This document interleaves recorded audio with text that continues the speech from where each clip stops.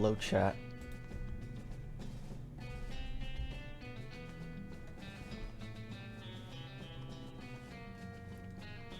How are we doing today, chat?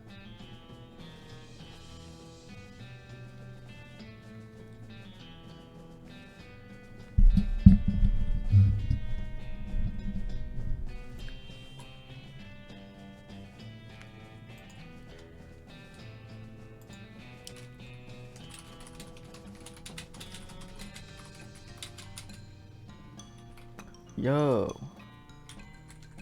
I'm glad you're doing well. I'm also doing pretty good.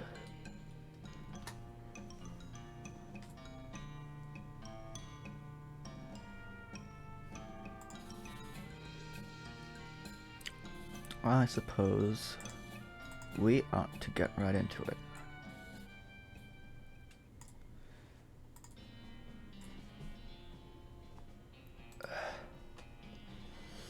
We're playing West of Loathing today.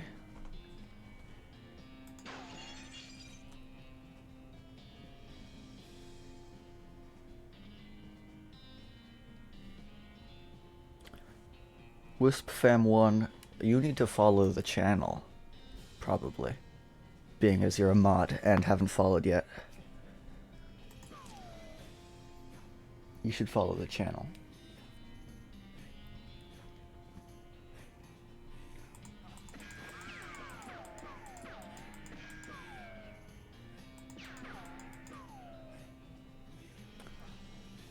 Yeah, it's not an especially popular game.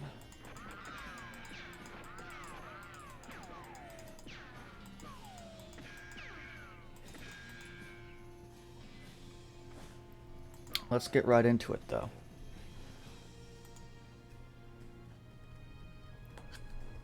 I had the strangest dream. I was choosing a character class. Cowpuncher, Beanslinger, or Snake Oiler. What do you think, chat?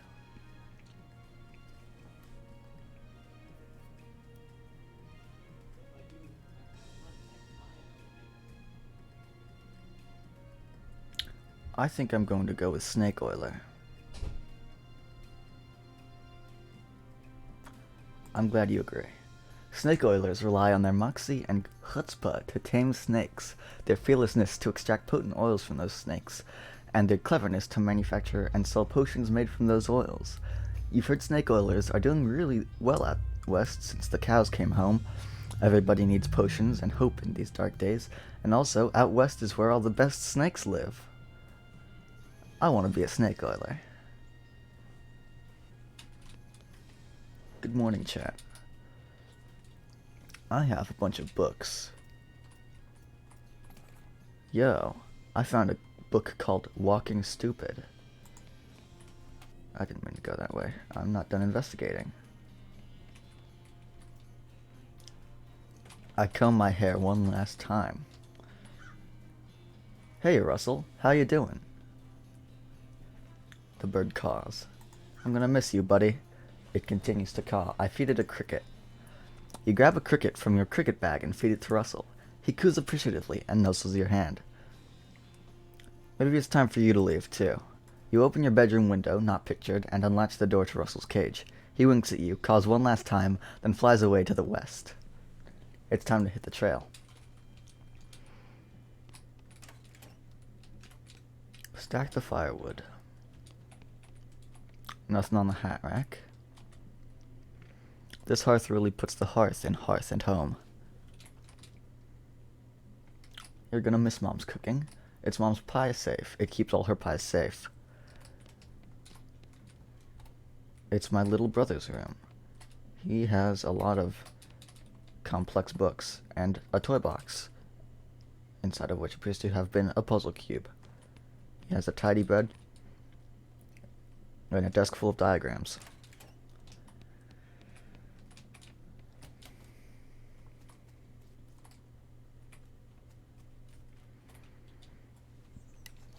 Your mom smiles warmly as you approach. I'm leaving now, Mom. We're gonna miss you, kiddo. Oh, and before you leave, I got you a present. A present? It's that book you wanted for Crimbo. I know it's early, but Chat, which book do I pick? They're all very good. Which one should I pick? Lockpicking, foraging, or bartering?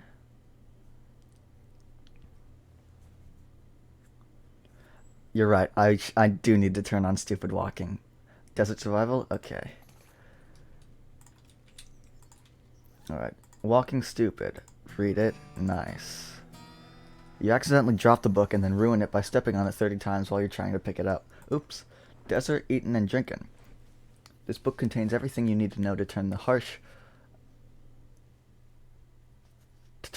unforgiving desert into your own personal buffet. And the best part is that the buffet also has an open bar. Gives you the foraging skill. Read. Read the book and learn all sorts of tricks for squeezing extra stuff out of cactuses and whatnot. Unfortunately, while practicing your techniques, you accidentally squeeze the book into book juice, which it turns out isn't a real thing. Darn. Stupid walking. Stupid walking is on. Yuck.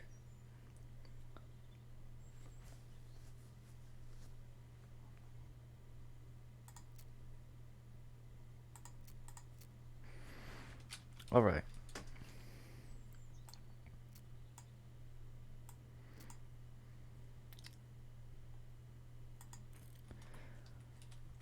I now walk stupid. Your father morosely jabs at the haystack. That hat doesn't fit you, Dad. I'll grow into it, he says. It's time for me to leave. His lip quivers a little. Listen, I want you to have this. It's your grandmother's briefcase full of snakes. I thank him. Good luck out there, he says. Be sure to say goodbye to your mother. I did. Goodbye, Dad.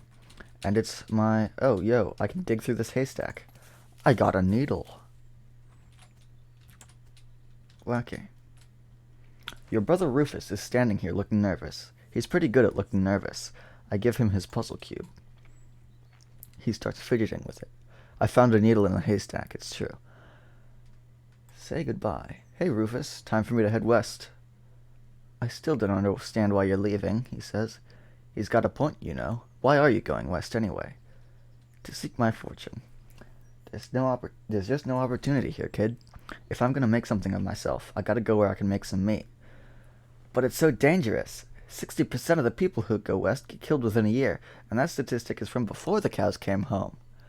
I'll be okay. You worry about taking care of Mom and Dad. I'll worry about me. Okay, if you say so. I still think you'll be dead by Crimbo. I'll miss you, Rufus. Okay, he says. What an idiot. What an idiot and an asshole. I'm going west. I'm going to play the prologue.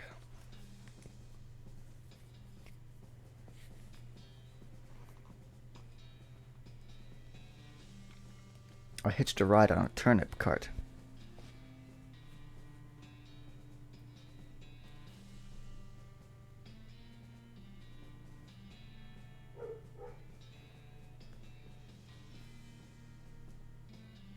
What a stupid? You talking about my brother? I agree.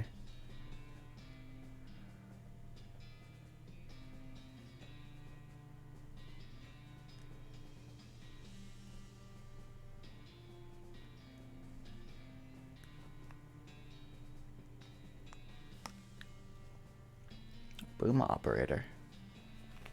200 miles later. Game volume's a little low.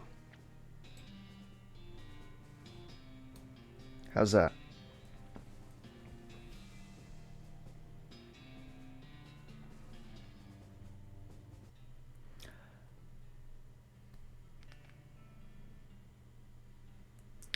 Well, the bad news is that you fell off that cart and got knocked out for a couple of hours, and now you've got no ride, no meat, and no prospects.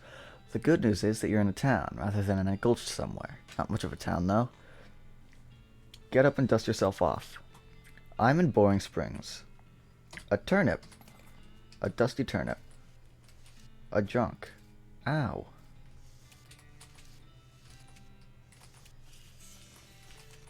Damn, these cactuses hurt.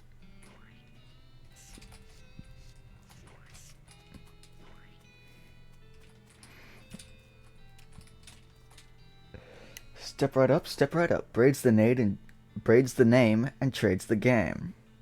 You seriously doubt that his name's Braid? Howdy, Braid. What are you trading? Well, sir, today I am trading locks for soap and a stew of dynamite for a needle. And to the cunning Skinner who brings me 3 rattlesnake hides, well, to that adventurous soul I will trade a fine silver pocket watch. No trades right now, thanks. Oof. Yuck.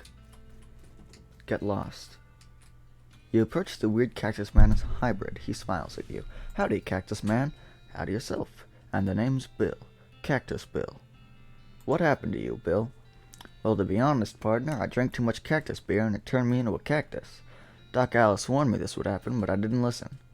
And that's why they call you Cactus Bill? No, that's just a coincidence.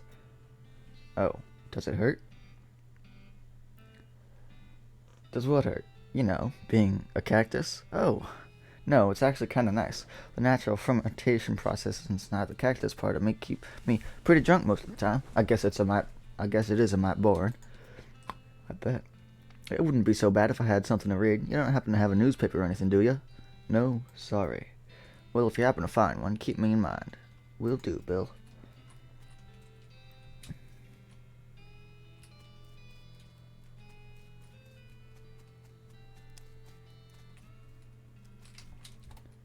It's the Boring Springs Sheriff's Office. Howdy, stranger. Welcome to Boring Springs. I'm the sheriff in these parts. The what? He sighs. The sheriff, okay? Blasted sign painters. Say, you wouldn't happen to be looking for work, would ya? Depends on the work. Well, how does this grab you? There's a gang of hoodlums around here what call themselves the Fricker Gang. Last time I arrested one of them, they busted him out and took my cell door with them. It ain't much good without the door. And I need somebody tough, smart, and or slick to go fetch it back for me. Why don't you do it? You're the sheriff, after all. Gotta stay here and practice his chair tipping. I'll give it a shot. Funny you should say that, 'cause I'm sending the deputy along with you to keep you out of trouble. I got the deputy pistol. Deputy? You deputized the gun? You're new in town. Maybe you ain't noticed. But there ain't much to do here except drink. Here, let me write down where the Fricker Gang's hideout is for you. He makes a little note on your map. I'll be back with the door.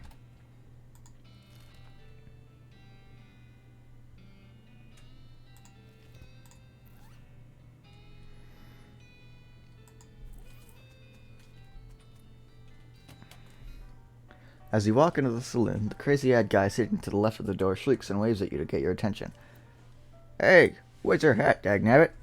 Well, you can't drink in here without a hat. It ain't proper. He points to the take a hat, leave a hat box next to the door. Check out the box. You look through the box and find a hat box and find a battered derby. That looks like something you'd wear. Floppy derby. You grab the hat and put it on. Thanks, Pete. Thanks, Pete. He gives you a friendly, if somewhat twitching nod. Say, feller, you heading west? If you want some company, I'd be more than happy to come along. Just let me know. Well, no pressure. I'll keep it in mind. You walk up to the bar and wait patiently for the bartender to notice you. While you're waiting, you see a sign taped to the back wall reading, Reward for lost mugs, 25 meat each. Keep waiting. He finally notices me. Howdy, cowboy. Howdy, barkeep. Name's Jay. What brings you to our little backwater? Ask about work. Oh, the usual. I came out west to make my fortune. Not having much luck so far, though. Any work around these parts? Unfortunately, Boring Springs already has more people in it than jobs. It's more of an errand town, if you catch my meaning. If you're looking for a real job, I'd recommend talking to the railroad people up by Dirtwater. Ask about the railroad. The Manifest Destiny Railroad Company, from back east. They're trying to run a line to Frisco, and having a heck of a time doing so. And they're hiring? Oh, I reckon they're always hiring for one thing or another. Big company, that. Dirtwater. Dirtwater's interesting. It's far enough west that it's still more or less exempt from the rule of law, but not so far west that it's been burned to the ground by the damn cows. Lots of opportunity there. Yep, if I were a younger woman, I'd probably head that way myself. Ask about errands. You mentioned errands? Yeah, this forsaken burg's always fallen apart in one way or another. The hostler's always needing help since he hurt his leg, and that no-account sheriff could certainly stand to have somebody doing his job for him. Anything else? Well, I've got a goblin lives in the basement. Some cowpoke in from the Gulf didn't wipe his boots off and got spores everywhere. I can probably handle a goblin. Much obliged. I'll unlock the basement door for you. And you'll need this. I'll take care of it. Chat. It's a spittoon. People spit into it. You know without even looking in it that it's absolutely disgusting. I'm gonna look in it. Yep, it's full of spit. Regular spit, gross tobacco spit, chewing gum, and it looks like a few teeth as well. It's disgusting. And the smell. Even from a distance, it smells horrible. I will look closer. You are now on your hands and knees, peering into a filth-encrusted spittoon. I don't understand what's wrong with you. Wait, is there something shining at the bottom? Get it. Reach your hand toward the spittoon. Even before you touch it, you can feel the grossness on the air. Like a greasy fog enveloping the stinking brass horror. It smells like the vomit trough at a mesquite barbecue eating contest. You hesitate. No, I don't. Never surrender. You plunge your hand into the awful soup. It makes a sound like glop. Your skin is burning. Your eyes start to water. I will search. Your fingers make contact with something. You pull your hand out of the devil's tureen slowly, not daring to risk splashing the contents all over yourself. You appear to have gotten some kind of ring. Probably some kind of disease as well. Congratulations. Hooray. The nasty ring gives me +1 to my main stats. Nice.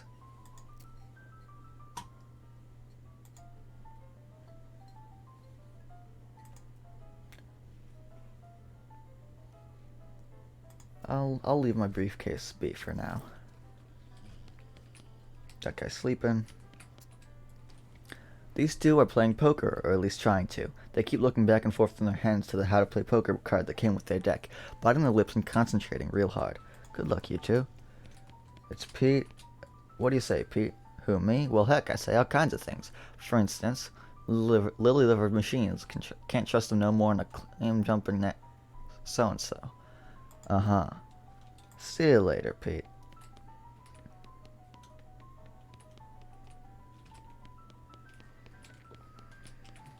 Howdy, I'm Jay. Howdy, Jay. I'm Horace. Nice to meet you. What do you do? I'm the town hostler. I don't know what that is. I'm the town horse selling guy. Gotcha. How's that working out for you? Oh, these horses are just flying out the door. So business is booming? Nice. No, I mean the horses keep running away. I haven't sold one in ages. Is that why you're here drinking instead? Yep. Me being in here drinking instead of watching the horses is probably how they keep escaping. It's one of those vicious circle things. Well, I'm in need of a horse. Do you have any left? One. Kind of a boring one, but it's got 4 legs and a back to sit on. Come see me at the stable. I'll be happy to show it to you. The one glares at me. I should probably just let her drink. Okay. Why don't we go to the Fricker Gang hideout? Thud Fricker, the Fricker Gang's intrepid lookout, appears to be taking a little nap. I'm going to wake him up. You poke Thud with your boot. He slowly gets to his feet. Hey, you're not supposed to be here. Thud is, well, let's say he's no Rhodes Scholar, if we assume that it's 7 years from now, and that idea makes sense. You feel bad about the idea of killing him. Walk away, Thud. Thud, you don't want this life. Take a hike. Okay, you're probably right. Thud stumbles off into the desert. He'll probably be fine. I got a perk called Honorable. What does that even do for me? You've got a strong moral compass and an accurate ethical protractor. Honorable options will be available in some situations. I can spare people now. A mug of cactus beer. Finders keepers. 25 meat, recovered mug, and a pair of silver cufflinks. That's not what I meant to click. Where do the cufflinks go? If you wore fancier shirts, you might have some use for these. I don't, though. Into the cave. One of the Fricker boys is dozing in a bathtub. I'm going to tie him up. You grab a nearby length of rope and carefully tie his hands together, and then to the handles of the tub. The sheriff can come collect him later. Let sleeping bandits lie. Okay. They are playing cards. You cautiously approach the Fricker Gang. They're pretty engrossed in their poker game, so it doesn't actually require that much caution. You hide behind a barrel and eavesdrop on their conversation for a while. The one with the eye patch is quiet, but you gather that his name is Snipe, and that the squirrely one is his brother Wimpy. What's your play here? Approach them and talk. Howdy, boys. Deal me in? The one without the eye patch raises an eyebrow at you. Who are you? How'd you get past Thud and Soapy? What do you want? I'm here for the sheriff's door. Oh. I don't want to fight these guys. I'm going to surrender. At least they were kind enough to drag you outside after they beat you unconscious. Let's try that again. Maybe I say they're under arrest. Approach them and talk. You're under arrest, boys. You're under arrest, boys. I'm taking you in the name of justice. Oh yeah? By you and what army? I'll get back to you on that. A heretofore unseen other member of the Fricker gang sneaks up behind you and knocks you unconscious. Ow. At least they were kind enough to drag me outside afterwards.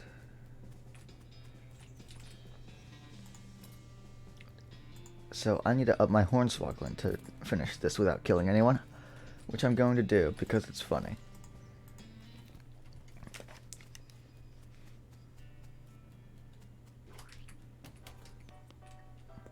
I found this mug. Much obliged.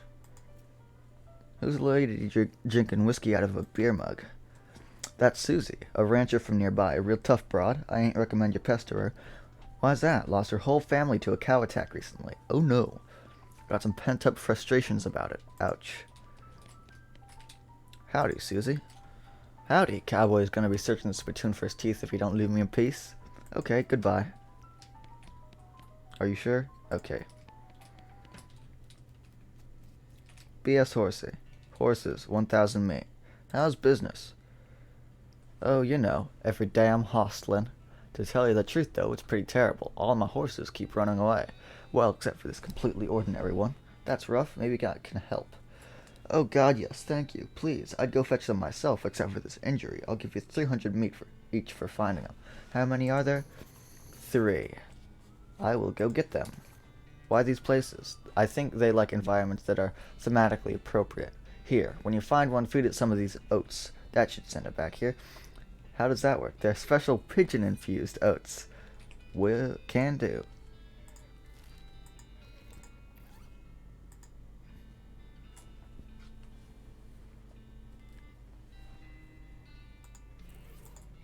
That's not what I meant to click. This way to Boring Springs Boneyard.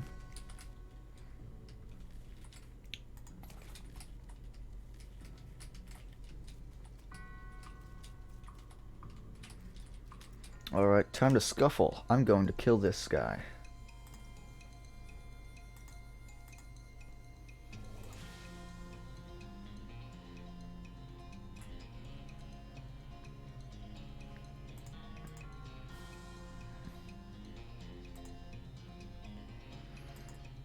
Alright, I'm going to put a snake out. And the snake will attack the skeleton, and the skeleton will attack the snake. And I will shoot the skeleton. Victory. Cool.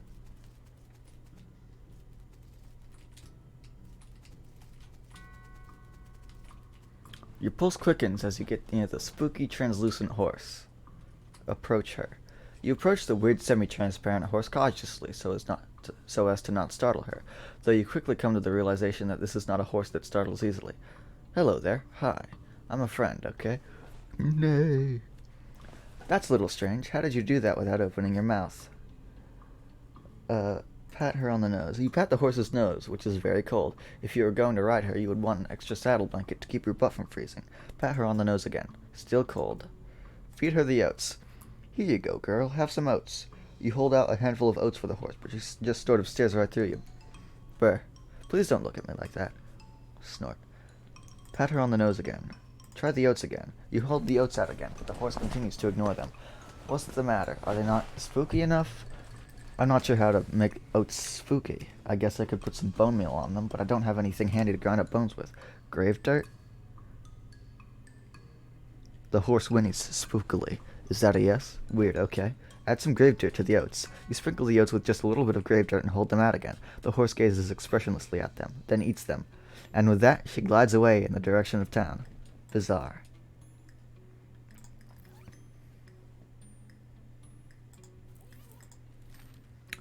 Thousand Snakes Gulch. One of these rocks is really shiny. I got a shiny rock. Ouch. Oof. This snake looks sleepy, but not that sleepy. Always start by putting a snake between me and the enemy. It did not work. Thankfully, I win anyway. 3 XP, 1 venom, and 1 medicine. Ouch.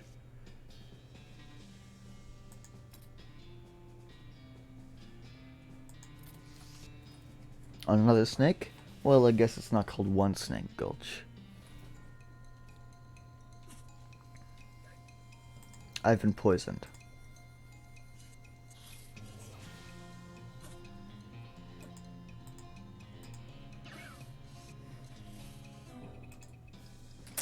You made short work of that long snake.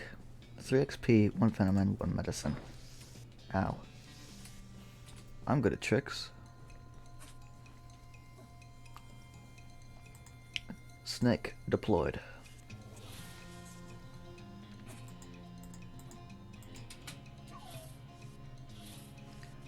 This might kill me. It does not. Nice work. If the whole cowboy thing doesn't work out, you could always get a job as a snake exterminator. 2 venom and 2 medicine. Ow. Ow. This horse has gone snake crazy. Or maybe he was some other kind of crazy before. Hi there, boy. Hey, fella. I'm a friend, okay? It's cool, alright? Be cool. Don't freak out on me. The horse continues to be insane. I'm going to look him in the eyes. You calmly look into the horse's eyes. One of them is fixed in a glassy 1,000-yard stare, and the other is revolving madly in its socket, like he's thinking of trying to escape in every direction simultaneously. He looks to be calming down a little now that it's clear you aren't actually made of spiders, though. I'm going to pat his nose. You carefully and gently pat the horse's nose. He twitches a bit. Okay, a lot. But seems to recognize that you aren't going to eat his eyes or suck out his soul or whatever madness is bouncing around in that skull of his. That's a good boy. Feed him the oats. Are you hungry, boy? I've got a little treat for you. You feed the crazy horse some of the homing oats, and it gallops away with a whinny. Or rather, a whinnyargle. Hopefully he's headed home, and not to the 12th dimension. Cool. Wait, ain't there meant to be a mug somewhere around here?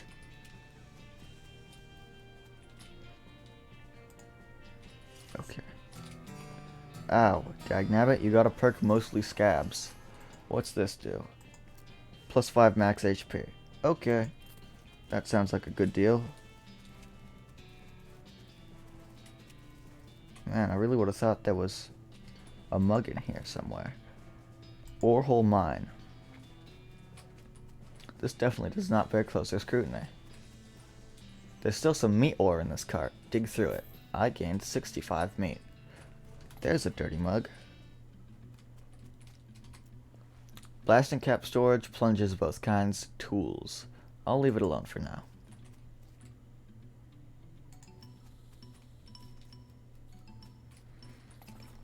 Unrefined meat nugget. That horse is just like you. It really is, honestly. I can't get past this rubble. I wonder what kind of tools are in tool. Pick the lock, consume a needle. I got a crowbar.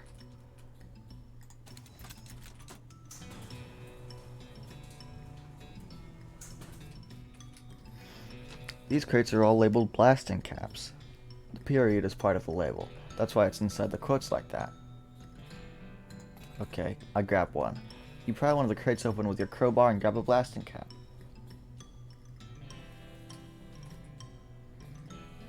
Plungers.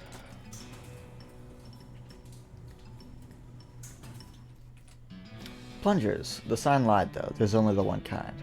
Take one. Detonation plunger. Hook up the plunger to it. Fighting against your instincts for self-preservation, you've hooked up a plunger and strung it a fair distance away. This makes you nervous. Press the plunger. You press the plunger and nothing happens. You forgot to hook up a blasting cap. Add a blasting cap. Okay, you succeeded in putting yourself in danger. Press the plunger. Kaboom! Orehole Mine, side tunnel. You see the dark horse. Barely. Approach her. Hey there, girl. It's okay. I'm a friend. The horse whinnies very quietly. It shies away from you, though in this case, it's more like cripplingly introverted it's away from you. Reassure her. In retrospect, Oh, wait. Aw, come on, don't be like that. Look, I brought some oats for you. They aren't poisoned or anything. In retrospect, I guess that wasn't a very comforting thing to say. I pat her on... As you reach out to pat her on the nose, the horse ducks and steps further back into the shadows. Oh, come on. Feed her the oats. You take a handful of oats out of the bag and hold them out to the horse. Here you go. Yum yum. It snorts quietly. She sidles away from you warily and makes a surprisingly good attempt at hiding in her own shadow. Come on, please. I eat the oats myself. Look, they're fine, see? You take a handful from the bag and toss them in your mouth. Ugh.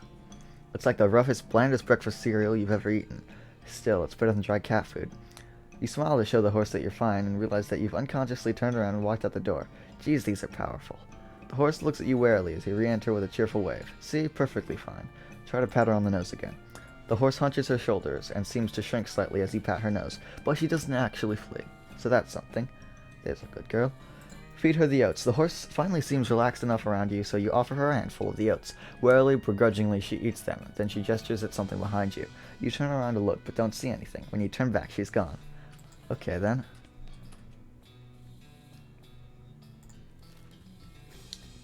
Back to the town of Boiling Springs. I don't know how you spotted her hiding in that mine, but thanks for sending back my dark horse. Looks like my pale horse made it back safe. Thanks for your help. Anytime. Thanks for finding my crazy horse. He was eating loca weed again, wasn't he? Not that I noticed. That's all of them. I can't thank you enough. Here's a little extra for you. Thanks. You said something earlier about an injury? Yeah, I busted my knee while mucking out the showroom. Don't ask how. It's embarrassing. I was gonna get Doc Alice to have a look at it, but she gave up doctoring. Why'd you do that? Nobody knows. She just shut herself up in her office. Said she wouldn't talk to anyone except Nurse Whiskey. Is that an actual nurse? No. Just sarcasm.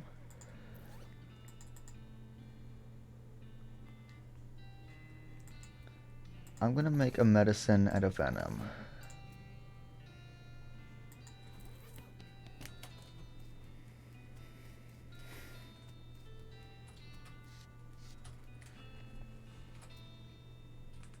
I don't have soap. I don't have soap. Or needle. Okay, she still wants me to get lost. He still wants a newspaper.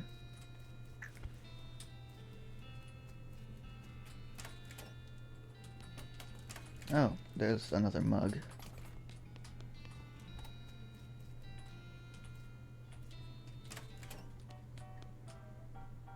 I found these mugs.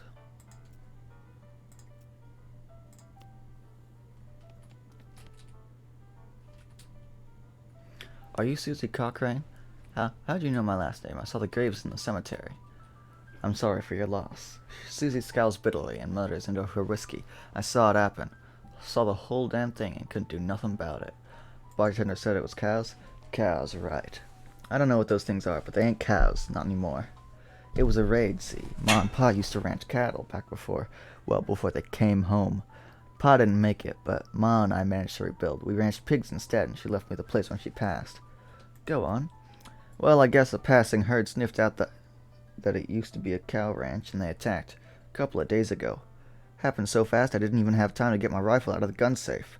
Cows smashed in the front door and a fire started out back by the root cellar. House went up in blazes, just like that. What did you do? There wasn't anything I could do. Couldn't get upstairs to the kids because of the fire, and I saw Tim trampled right in front of me. I didn't want to talk about it anymore. Sorry. She refills her mug from a bottle in the bar and doesn't reply. So what will you do now?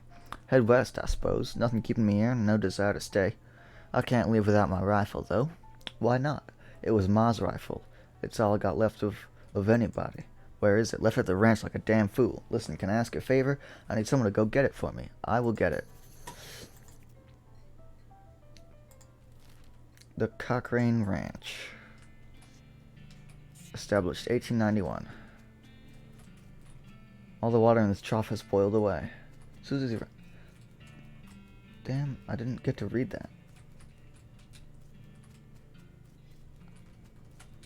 The outhouse is the only thing still standing.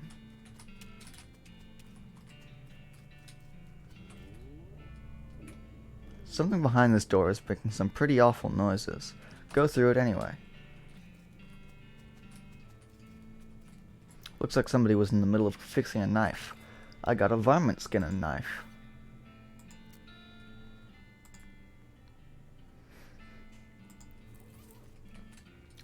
These pies were not safe. Oh god, it's a cow. This thing looks angry. You're gonna have to make it to that safe. You're not gonna make it to that safe without dealing with it. Deal with it. Firstly, deploy a snake. I am on fire.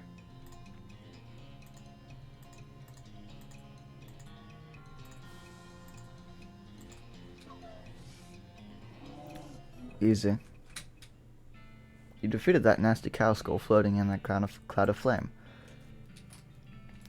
It's the Cochrane family's gun safe. Grabs his rifle. And now, I go back to Boring Springs.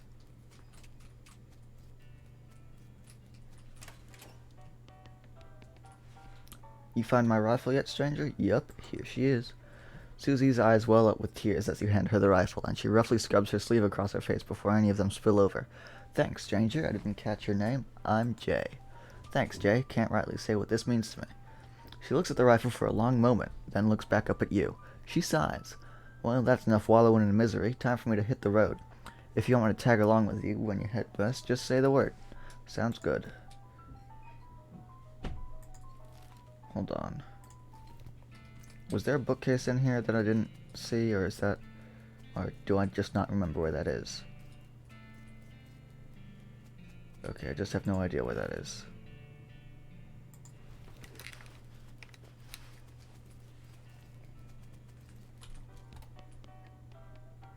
Let's go in here.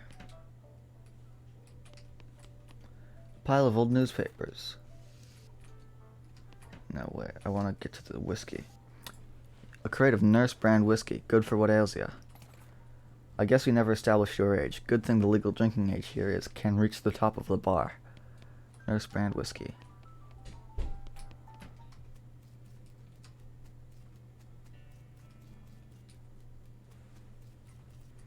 Did you bring me something to read? I give him the newspaper. Much obliged, partner. Now let's see here. What can I do to return the favor? Oh, I know. My shovel. I left it behind the outhouse at Orhole Mine. It's yours if you go and get it. I'm sure you'll find a use for it. Behind the outhouse at Orhole Mine. Got it. Thanks, Bill. Don't mention it now. If you could just kind of stick that newspaper to my face before you leave, I stick it to him. And then I go back to Orhole Mine. This is where Bill said to look.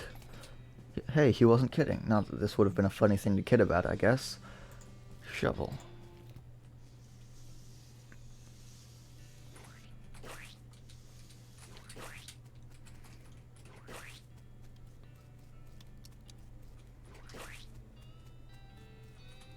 Some loose dirt with a recovered mug in it. This is not the bar. Found this mug.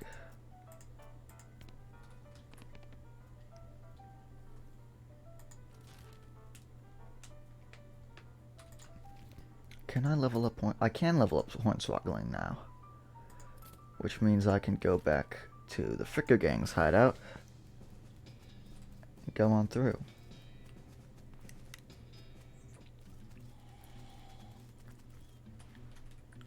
Approach and talk. You're under arrest. Oh yeah? By you and what army? I don't need an army. These 52 soldiers here will do just fine. Pick up the deck of cards and give it a one-handed shuffle, while you unholster your pistol and lay it on the table. I'll wager my life against your freedom, boys. One game, what do you say? Alright, Greenhorn, what's the game? 52 pickup. You spray half the deck into each brother's face, then flip the table up and crack both their skulls before they can react. Time to grab the door. Dang, I'm good at this. A pile of the Fricker's ill-gotten gains. 50 meat. Grab the door.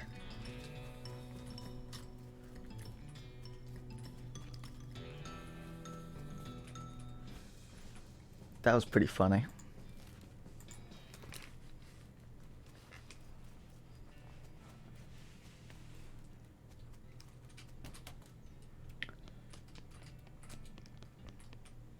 I see the Fricker gang hasn't put a stop to your breathing. Did you rescue my cell door?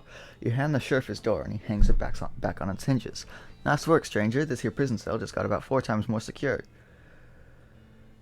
Are there any Fricker boys left for me to round up? Yeah, 1 or 2 that are asleep on the job. I'll go round them up shortly then. Looks like I owe you a reward. He produces a big bag of meat. Got another little task for you. If you got the time, should be a lot simpler than the last one. What you need?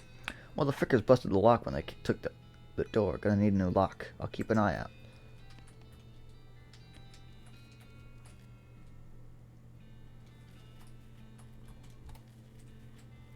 Isn't this that guy selling a lock?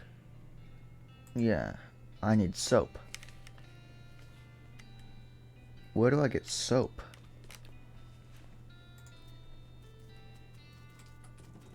Offer whiskey.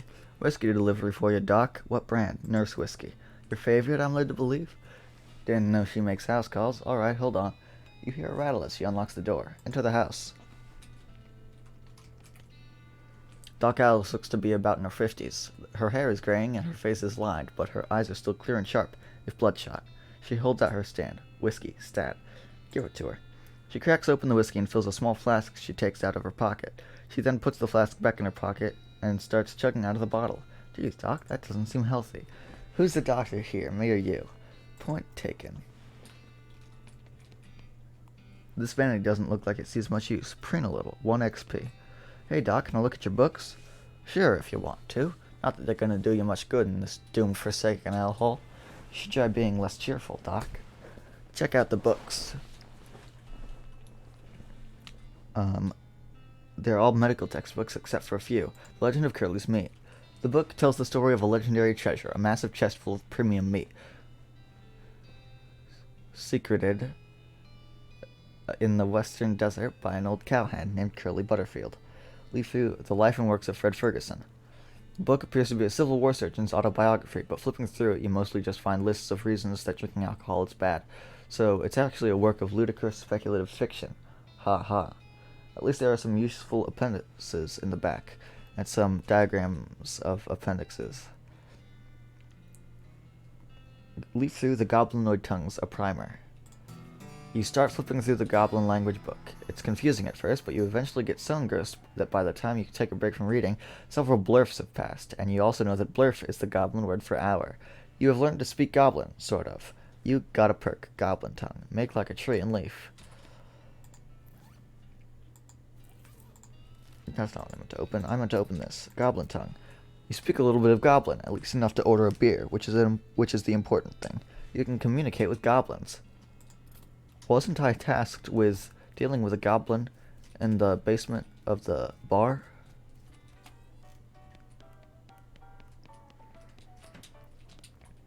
Hey you.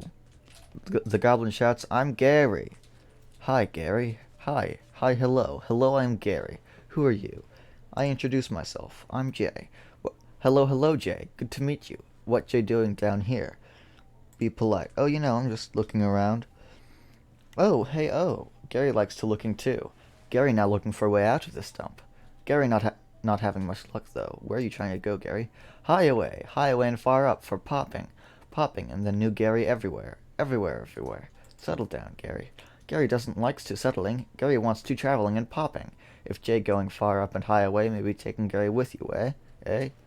I'll think about it. Gary is going to be my companion, because I'm fairly certain Gary is the best companion. What do you say, Pete? I've already seen this. That there is a right shiny rock you got, stranger. I'll give you 7 meat for that rock. Sell it to him. Sure, here you go. He grabs the rock and sticks it in his belt pouch, grinning. Thank you kindly. Pete squints at points at the unrefined meat ore you're carrying. You ain't seem like someone got much use for unrefined ore, stranger. I'll buy it off you for 73 meat. Sell him the ore. I've gotten 80 meat from this guy. Pleasure doing business. Pete's eyes narrow as the gears in his head start to click. He fixes his gaze on you, and the tick in his eyelid seems more pronounced. Listen, kid, all this stuff what I've been buying from you. You've been spending time on the ground, ain't you? Well, you listen to old Pete's advice. You stay out of ore hole if you know what's good for you. There's stuff down on the 40th level that ain't worth messing with for a fellow wants to keep his eyes, if you catch my meaning. Not sure I do, but thanks. We will not be going there. Because all that's there is the hard hat, and I don't want to wear a hard hat. Oh, I haven't bought a horse yet. Chat, which horse... Wait, what? It's a chunk of wood from the broken hitching post. Grab it. I got a broken board. What is this for? It's a damage. Chat, which horse should I take?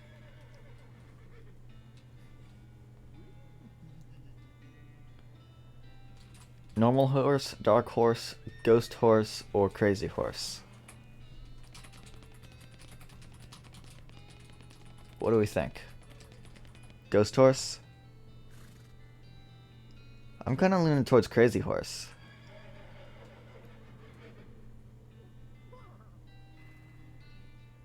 I think the crazy horse is funny.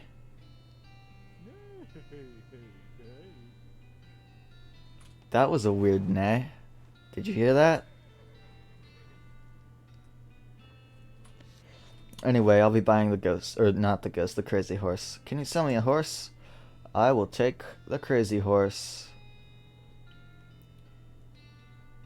I think I'll take the crazy horse, yeah. Okay, I gotta warn you, this horse has seen some stuff, but I'll sell him for 1,000 meat. Is something wrong with him? No, not as such. He's perfectly functional. But, well, he's always sneaking off to Thousand Snakes Gulch to chew on the loco weed that grows there. Why even ask chat then? Because I like seeing if anyone agrees with me. And that makes him see crazy things? I think it's more like he does it to forget about the crazy things he sees all the time anyway. I will take the crazy horse. Horse senseless. What do I name the crazy horse?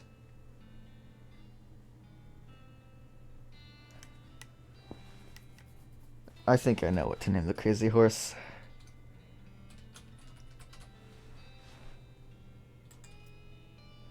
Are you sure you want to name your horse Abner? Yes. Alright then, Abner the horse. It's got a nice ring to it. Okay. Oh, and I almost forgot. Free with every horse purchase is a complimentary map. You got an item. Southeast-west map. Thanks.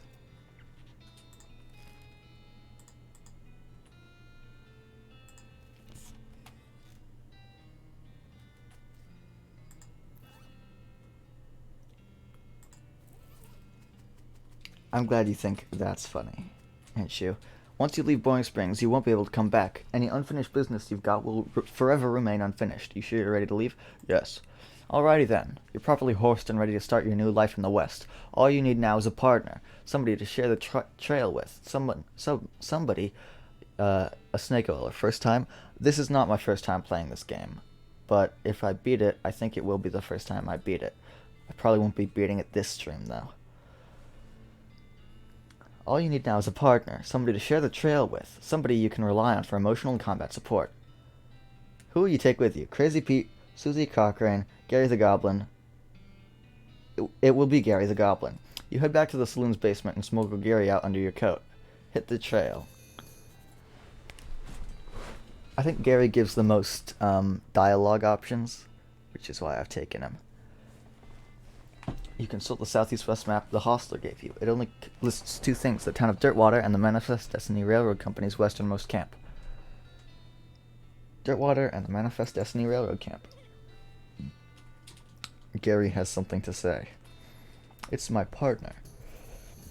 Hello, Gary. Wanting more goblins meeting? Gary is hearing about goblins in an old fort nearby.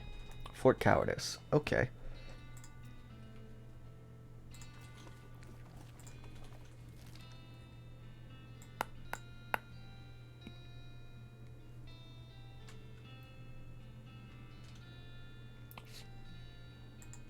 Alright.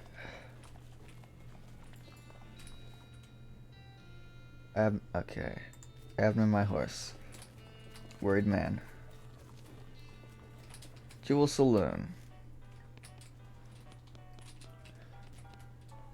Well, howdy there. Always nice to see a new face in town. Welcome to the Jewel Saloon.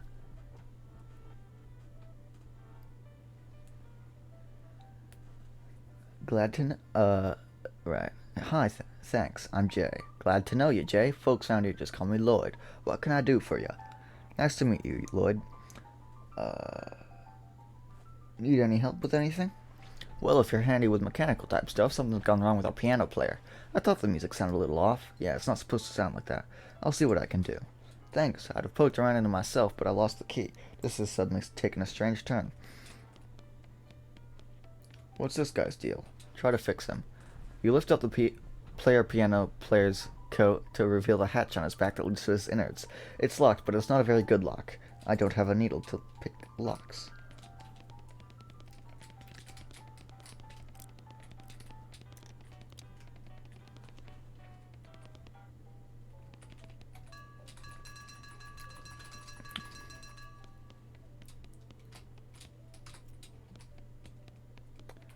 Not much there. Hey, what are you doing in here? Employees only, bud. Oh, sorry, I was just, looking around. So you're not the nosy type, eh? Well, I prefer adventuresome. As it happens, there's something you can do for me. I'm out of saltpeter, and I need someone to go pick me up some more. Saltpeter? Isn't that used to make gunpowder? And other things. Look, who's the chef here, me or you? Okay, where can I find it? A military camp, because it's used to make gunpowder. The nearest one is Fort Cowardice. They keep it up in little green jars. I guess I'll get that for him soon.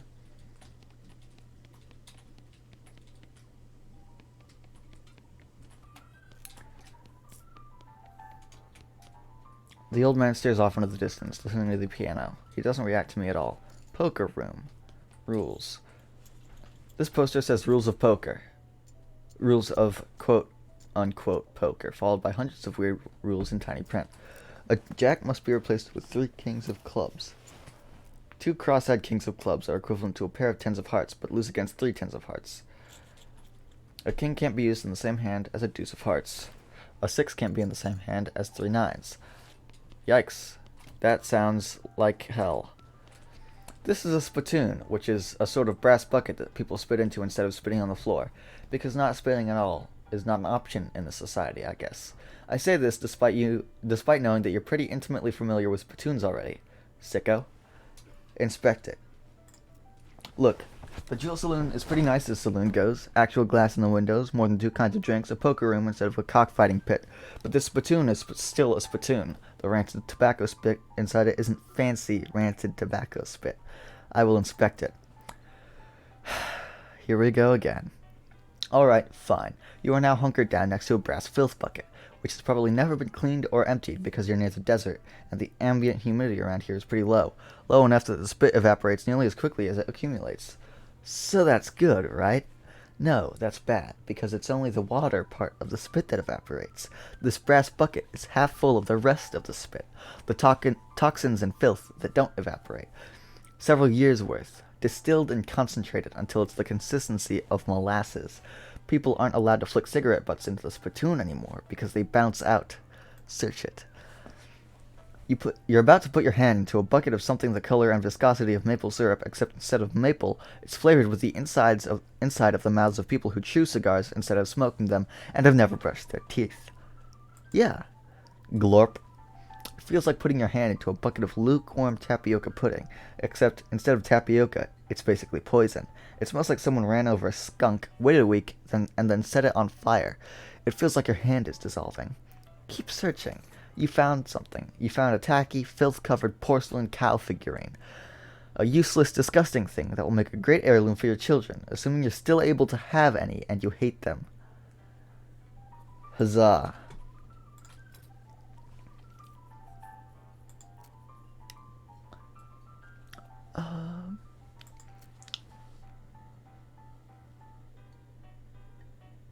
What does it say? How?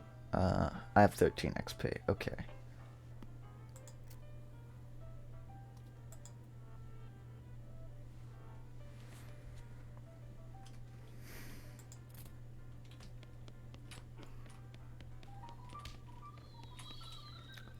These guys must have fallen asleep during a brawl. Hey Lloyd, can I have a room? That's right, finest room in the house and plenty of room for your partner too. You interested? How much does it cost? Um, I get a free room here. Nice. Who's that old man by the piano? Oh, that's old Ellsbury. Tragic fella he is. He was a writer and a poet, came out west to sell his stories, but nobody were buying. Too weird his stories, fantastical like. Too bad. I love that stuff. Well, it don't matter much now anyhow. He had to get normal work to make ends meet. Did passing well as a prospector until one day he lost his mind in a mind. He what now? You know what I mean. He saw something. Something that made him stop telling his weird tales. Made him stop talking. You're completely come to that. He just stands there by the piano nowadays. It seems to calm him down, and as long as he doesn't make any trouble, I don't mind him too much. Feel a little sorry for him, to be honest. Poor fella. Can I get some darts? The sign on the dartboard said to see you for darts. The darts all got broken. That's disappointing. Goodbye.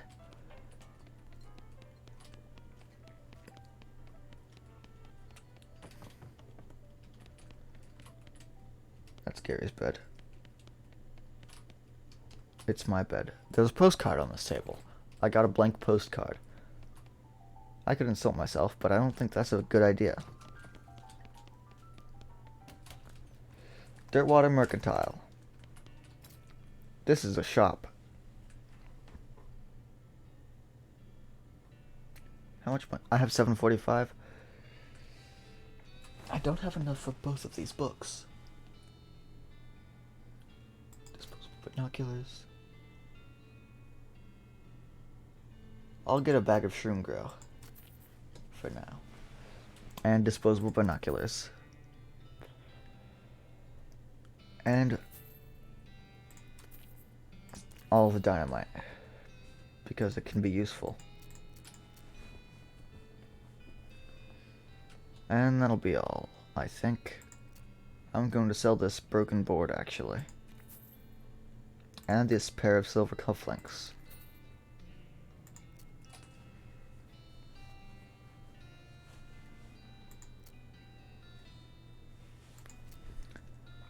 I'm going to sell this weak fungicide because I don't want to hurt goblins. Dirtwater Post Office.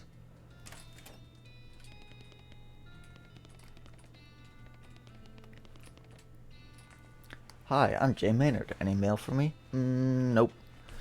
Well, I'd like to send a postcard. You write a quick note to Rufus letting him know what you've been up to and that you're okay. That'll be... Oh, it's one of them prepaid ones. That'll be 0 meat then. Thanks. An available lot. 2 available lots. 3 available lots. 4 available lots.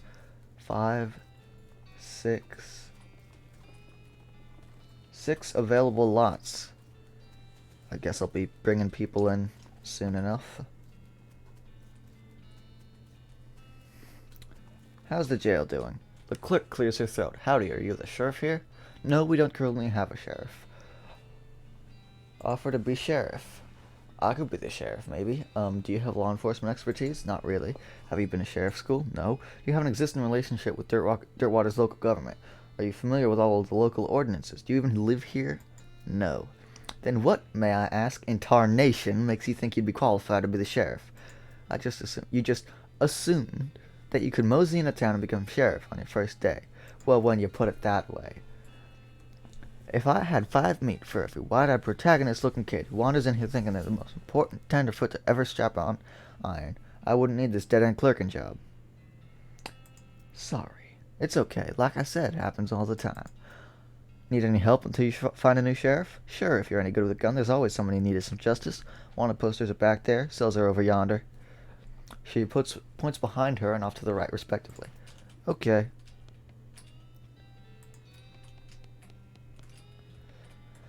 It's a wanted poster, or a wanted poster. If accuracy is important, read it. It says, wanted, house in the desert gang, for mortgage non-payment, squatting, and general public nuisance. Also for murdering 2 collection agents. Last seen at the house in the desert. 500 meat reward. You wonder if the house is named after them, or if they're named after the house. In any case, at least the location is unambiguous. Want to go after them? Yes.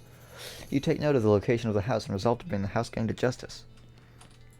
It's a wanted poster. No, wait. You misread it. It's a wasted poster? Close enough. The poster reads, Wasted, the Stripy Hat Gang, for grand theft paint and tasteless hat vandalism. Last seen in the vicinity of Cavern Canyon. 1,000 meter ward. Interesting. Dirty, rotten paint thieves and low-down, no-fashion sense hat vandals. Despicable. Want to go after them? Yes.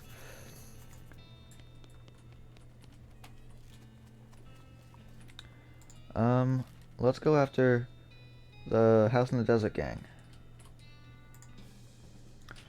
Uh-oh. At the side of the trail, you see a small hell cow. A hell calf, really. It snorts at a patch of brush lighting on fire. Then it starts graze. It then starts grazing. So I'm going to swoggle its horns with my horn swoggling too. That isn't a thing. What would that even mean? You decide to try and scare it away instead. Look out! It's a thing the cows are afraid of. I'm not sure what that would be, but there's definitely one coming. The hell calf grunts with surprise and gallops away, apparently not wanting to risk an encounter with whatever it was thinking of. Okay. As you dismount and approach the house where the bandits are, hold up, you hear a voice from inside say, What was that? Uh-oh. Looks like you're going to have to be sneaky if you want to avoid a full-on fracas. Sneaky is my middle name. Yes, Sneaky is my middle name. Thanks.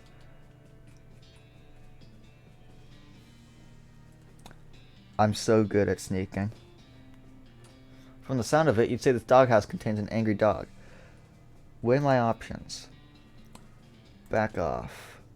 Let's, come back here later, then. Let's go to Cavern Canyon. You discover what is either an open grave or a very, very deep and rectangular pothole. Jump in and see what you find. Well, if it's a pothole, it must have been here a very long time because you found the remains of an antique traffic agent. Grave dirt, gold skull, and old wedding ring. Back on the trail.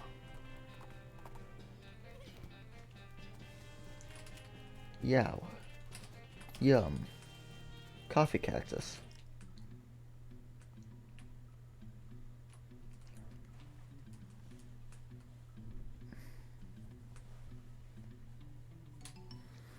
Okay, you are really pushing your luck here. If you get any closer, they're definitely going to attack you. Nah.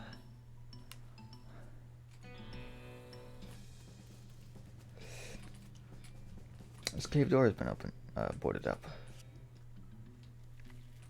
Weapons.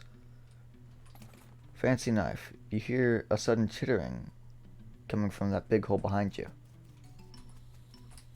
You should leave, right now, before that spider eats you. Okay. No way are you going back in there. These boards can't hide from your prying eyes or your prying crowbar. Danger, spider.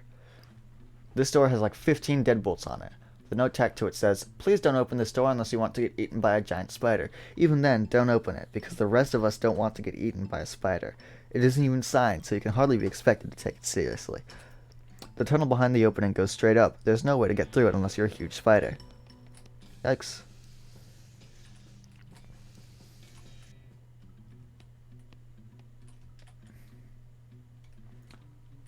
Okay.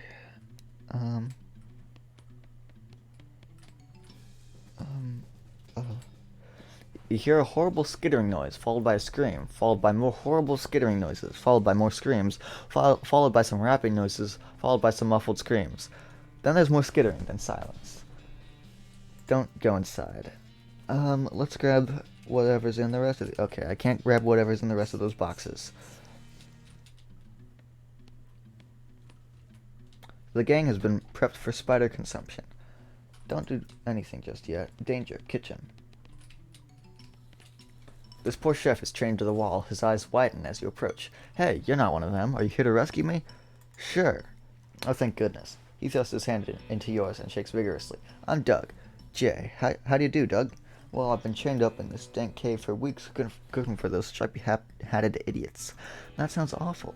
You want to know the worst part? There's a perfectly good oven 8 feet to my right, and a shelf of perfectly good ingredients 8 feet to my left. How's that the worst part? This chain is only 4 feet long. That's rough. I know, right? There I was, fresh out of culinary school, with a million-meat idea in my head. Now here I am, 4 feet shy of my dreams, cooking the same pot of soup over and over again. What million-meat idea? You promised not to steal my idea, right? Yeah, I promise. Okay then, it's a new kind of sandwich, or maybe a taco. It's so revolutionary that I'm not quite sure where it fits in the whole hand food taxonomy, to be honest. Anyway, in the middle of it there's a sausage, but it's sausage made from the cheapest possible parts of a pig, ground up so finely that you can't identify them anymore. And it's served in a long split roll, which soaks up the grease so you can't tell how fatty the sausage is. And the best part? The name. You ready to hear the name? Sure. I call it the hot dog. What do you think? It sounds great. Thanks. Not that any of this even matters. Even if I did get off this chain, there's no point in hanging around in this empty cave making hot dogs just for myself.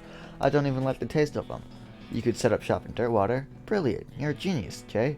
Hot dogs for sale, all day, every day. I'll make a mint. Say, there's an idea. What if I added mint to the sausage mixture? You help him break his chains. He leaves the cave, hauling the oven and the shelf full of ingredients, muttering to himself about new sausage recipes. That's that then. Alright, let's get out of here. Danger, bar. All these bottles are empty. Looks like this place needs a new bartender. What's this? He had a jaw harp in his pocket. Maybe they killed him for playing the jaw harp too much. There are a few full bottles left on the shelf. Take them.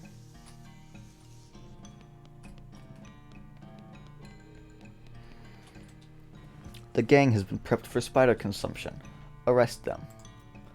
You stack the cocoons on the back of your horse, except for one which Gary offers to drag, and head back to the Dirtwater jail. Turn him in. Is that the Stripy Hat gang? What happened to him? They had a run-in with a giant spider of justice. Fortunately, the reward is for results rather than explanations. Groovy.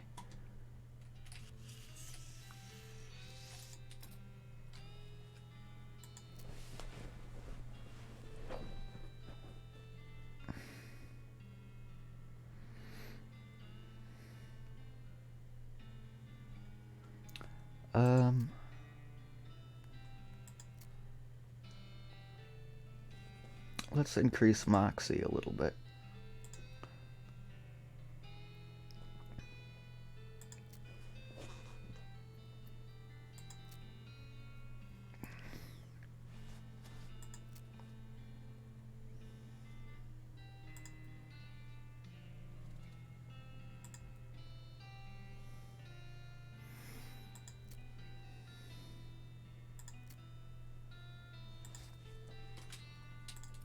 Alright, we've applied our levels. The poster reads, Wanted. The Bottom King Gang, for unlicensed civil engineering and flaunting of construction regulations. Last seen in an unregistered settlement north of Dirtwater. The poster shows the location of the suspicious city the gang is heading out in. I will check it out.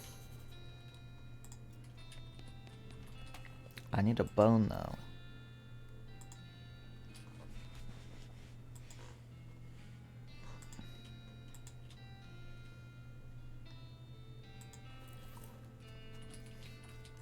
This little girl is selling flowers. I bought some sweet-smelling flowers.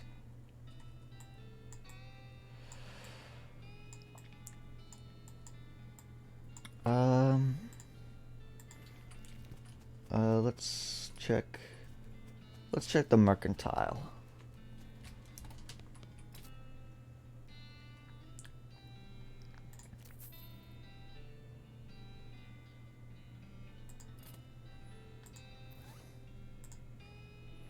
A new snake oiling skill. Quick on the draw, good medicine, or fan hammer.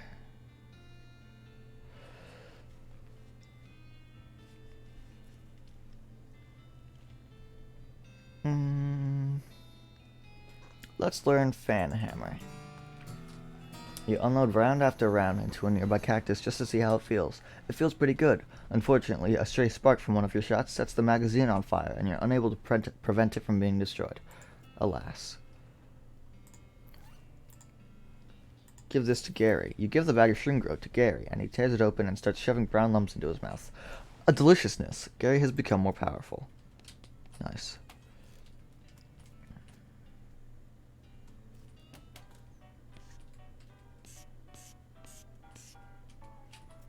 I still don't have a needle.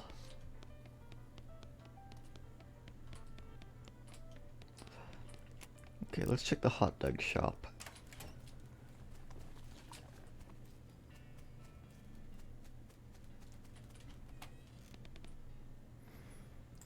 The sign outside. Yeah, I had to change the name. I tried to file a trademark, and it turns out there's already something called a hot dog. What is it? Trust me, you don't want to know. I wish I didn't know. Anyway, a single letter removed, and I'm in business. Buy something. Whoops, I didn't mean to buy that.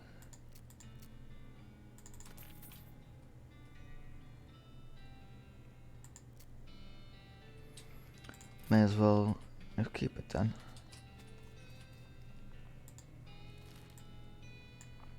Let's see. As you're riding along, you see some braided fuses sticking out of a nearby rock. Investigating it more closely, you see that somebody drilled a hole in the rock and inserted a bunch of dynamite, but apparently lost interest and wandered away without setting it off. Or maybe they were just out of matches. Take the dynamite. Their lack of follow-through is your gain. Continue on. Is there really nothing I can do here? I can't give this dog a bone. I mean, I don't have a bone, but really? This doghouse contains an angry dog. Damn.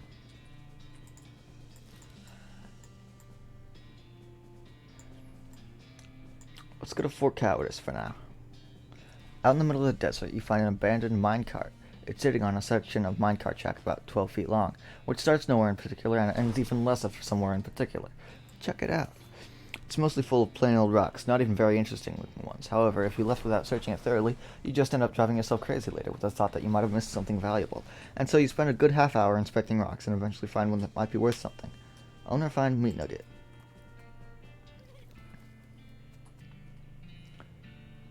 Just like the old saying goes, when life gives you cannons, make a cannonade. Fort Cowardice. Yo, it's a nice view from up there. I will use my binoculars.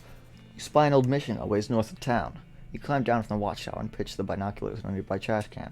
Keep Fort Cowardice beautiful. Admin, mess hall, tent, medical tent, some other kind of tent, a broken cannon, and cannonball. Unusually sized cannonball. Damn, yikes, this mishap definitely got somebody fired.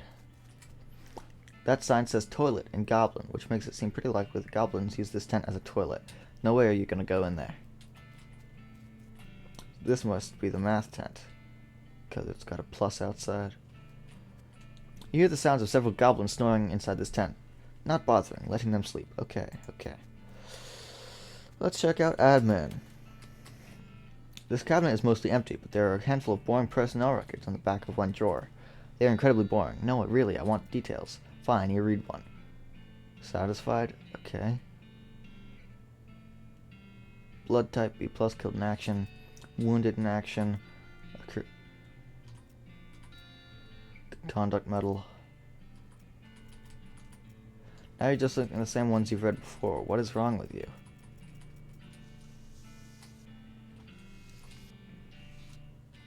Looks like there's still some good mess left. Military grade whiskey, and hardtack. Spice rack, shaker saltpeter. That's pretty good. Someone wanted that.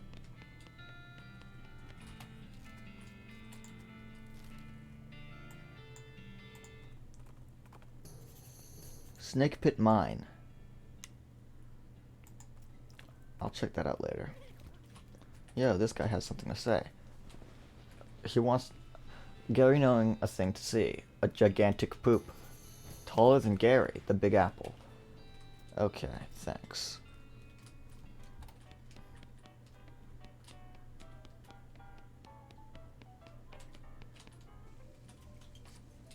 Have you got that saltpeter yet? Yup.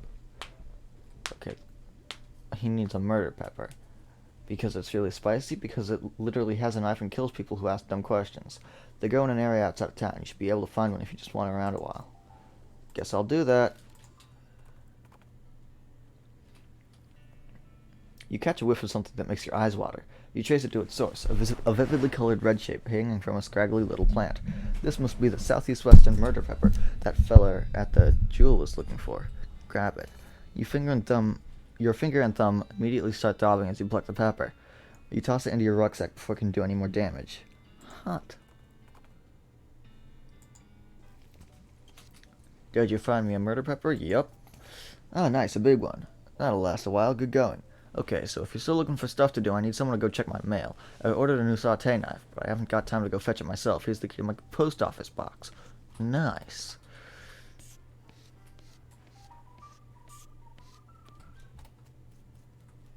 Water post office. You find P.O. Box 441, the one that belongs to the chef of the jewel. You open the box, and a torrent of junk mail falls out to reveal a knife just sitting loose in the box. You pick it up. Back to the chef.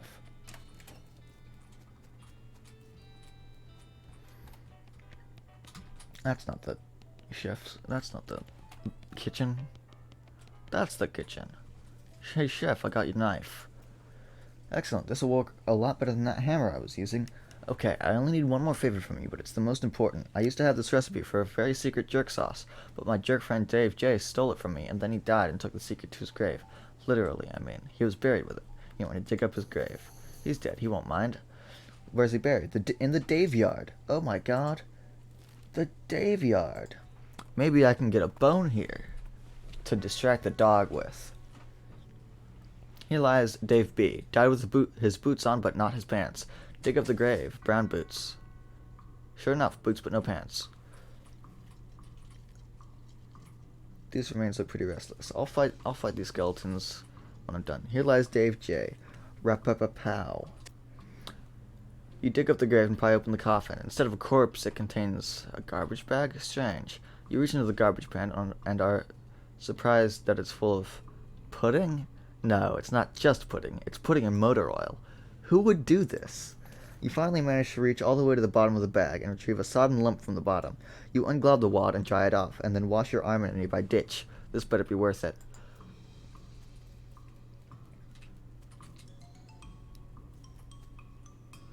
Oh boy, free lunch.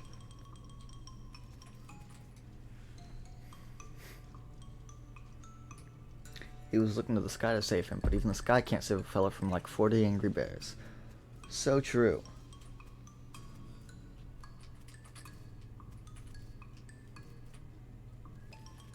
It's one of those things they have in mausoleums. You know, one of those big marble things with drawers full of skeletons.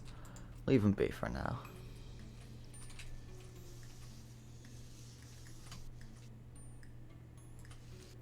It's a big stone sarcophagus. Some kind of ritual circle drawn on the ground in red chalk. This is a pile of mostly burned rags that maybe used to be a person. You dig through the rags and find a few things that look like they're worth keeping. A gore-splattered scroll, human ashes, and a robe receipt. That's not what I meant to click. This is a receipt for the delivery of 150 black silk robes. Sounds pretty ominous. It's time you started gathering clues about the whole perambulating dead situation that's going on around these parts. You grab a notebook and paperclip the receipt to the first page. I should check that out. This is a collection of the clues you've acquired in your search for the Necromancer's home base. Read it. You open your Necromancer journal and examine the information you've collected so far. You found a receipt for delivery of robes. Looking at it more closely, you see that there's a surcharge for delivery past Boulder Pass. That means the Necromancer's lair is definitely west of the mountains. Good to know. Progress. All right.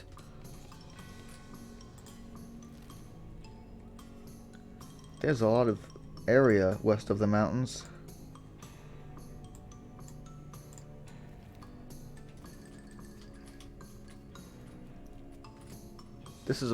It's a pile of bones that isn't moving around for a change. It's mostly just boring broken bones, but you do find a skull with a weird tag on it. The skull has a little paper tag tied to it, which has "Enter Cemetery Alone" on one side and some notes on the other. The tag on this skull has a serial number. It says it was borrowed from the Submission Catacombs on February 19th, 1896. Jeez, this thing is late. Skulls, check them out. Alright, let's put some bones to rest.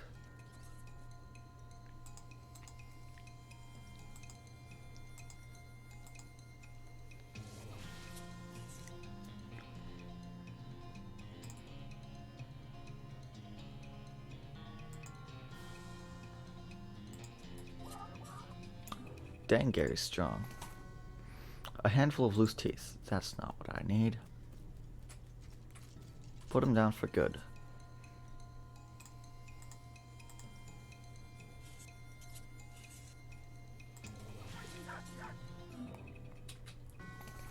Gold tooth. That's still not what I'm wanting.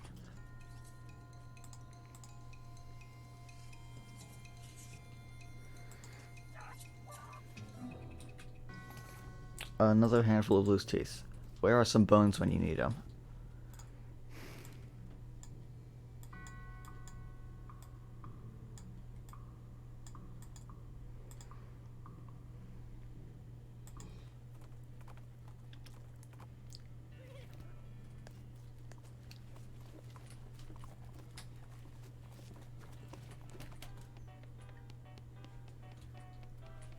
Back to the chef. Got that recipe yet? The one my jerk friend Dave J took to his grave? Yep, I got it. Thanks a million, buddy. Now my slop will be world famous. Here, let me give you a little something for all your trouble. It fell in the slop, but it's still good. All in a day's work. Is this hat any good? It is. It's very good. It's 3 times as good as my current one.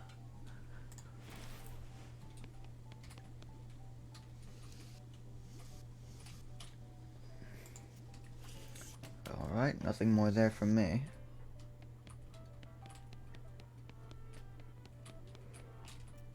Still no needles. And I can't buy any from this bum.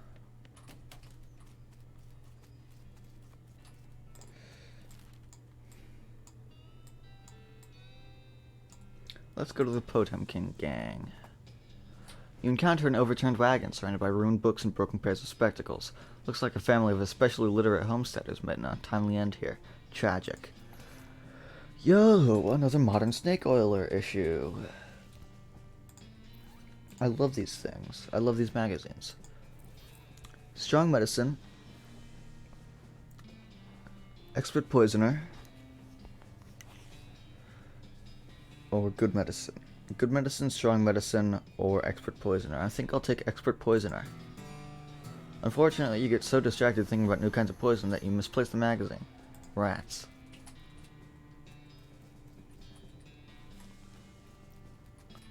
Oh yeah.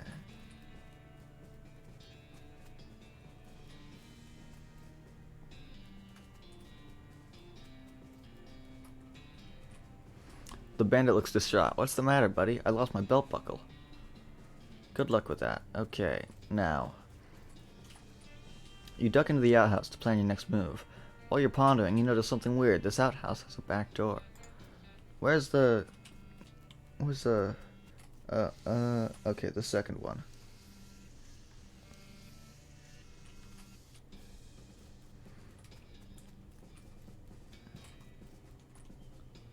Did you look near the sandwich shop?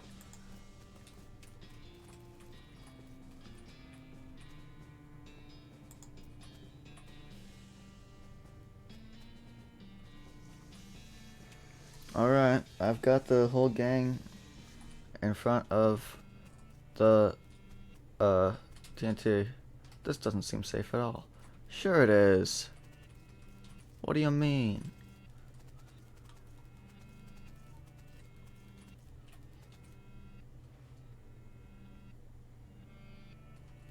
Ah, I was mistaken.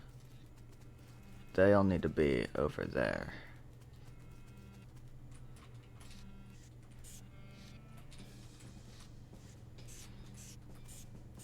I already forgot which one it was exactly. I think it's this, though.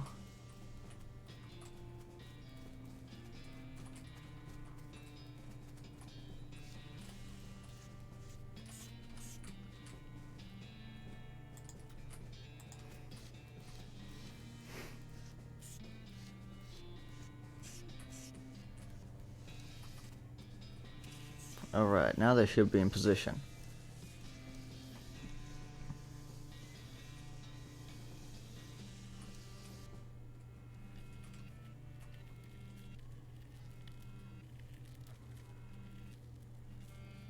Yeah. This is the back of the jail. Turns out it's just flat plywood, like a theatrical set. Cut the ropes. They got owned.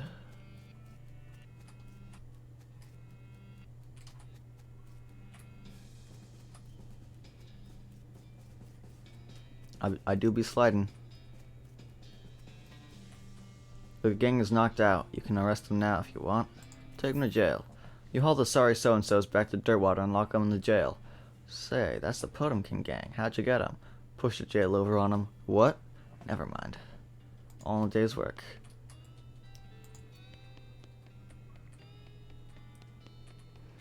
Yet another wanted poster. Lots of criminals around these parts. Wanted, the Black Hat Bandits.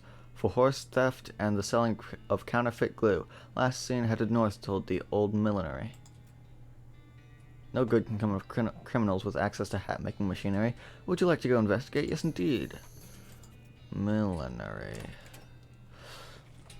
Where's a bone?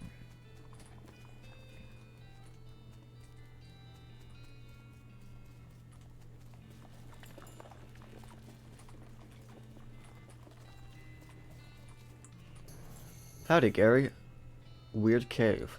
Gary was out here once finding a cave of humming. Very strange. Too scary.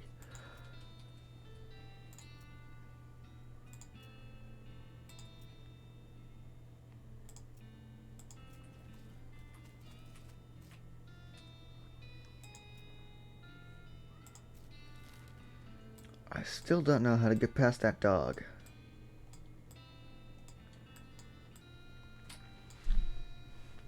Let's go to the old millinery. As the trail curves through a patch of marshy ground, you catch a whiff of something worse than swamp gas. It's a stank above. A cow skull floating in a cloud of noxious vapors, and it saw you even before you smelled it. I guess we will fight. Oh my god. Youch.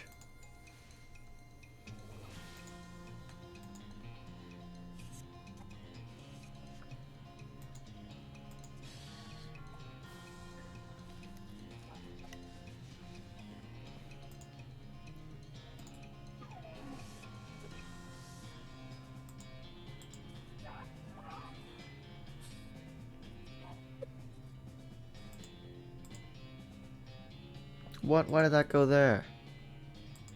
Why did I do that? Yikes.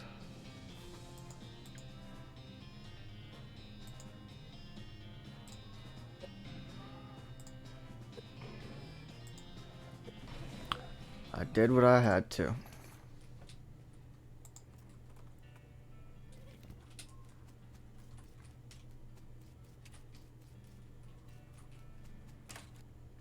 You walk into the millinery and find 5 bandits lounging around on big piles of half-made hats. It's the law! Skedaddle! The bandits scatter like cockroaches, each shutting themselves behind a different door. Guess you'll have to wrangle them individually. Fine. Chuck Hughes!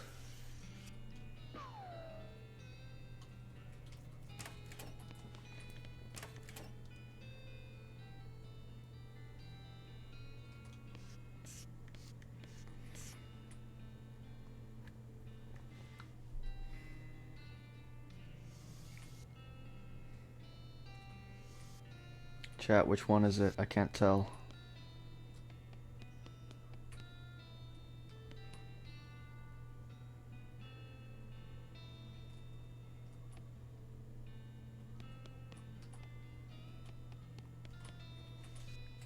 Okay, let's... Oh, this one just wiggled. At least I think it was that one. Yeah.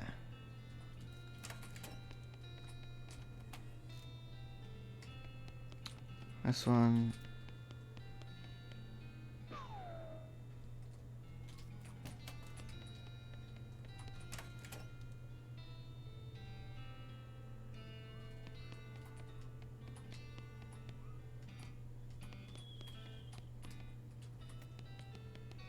That guy's snoring.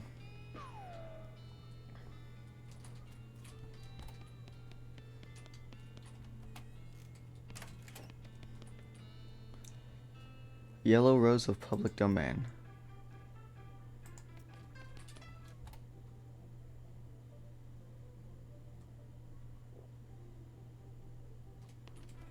Pretty sure this guy's gonna get real angry if I public domain Joe.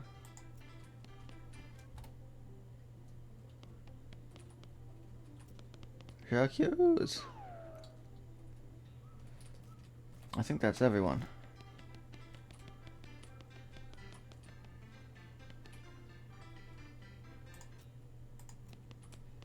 I turned off the public domain music. I'll turn in the bandits. All in a day's work.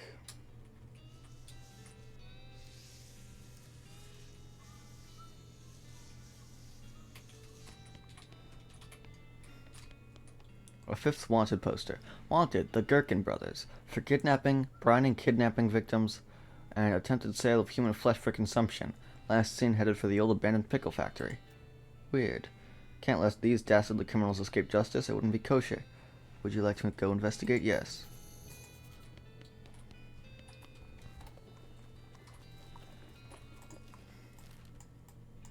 Maybe I just need to go to the graveyard and fight a bunch of things.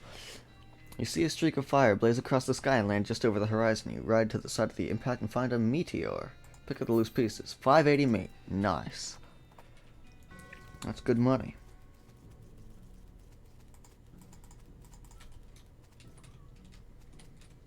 Open a whole bunch.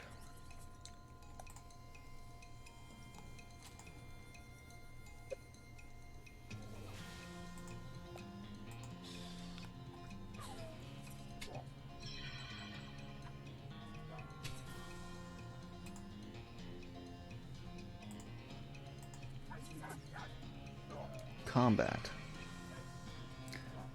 They're hurting me big time. I forgot to produce new medicine. No, I didn't. I never used any in the first place.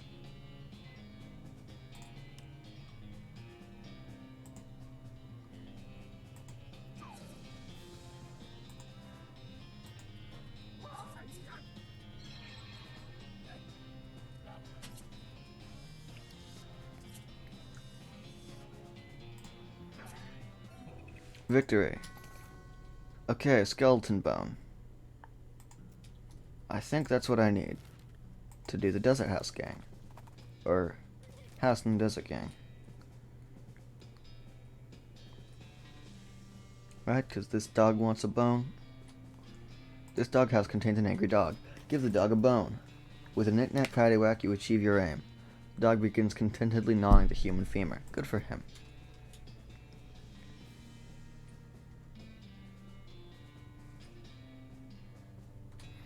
The hinges on this gate are really rusty. If you open it, the bandits inside are definitely going to hear it. Let's do something else then. Don't tell me I need more crap.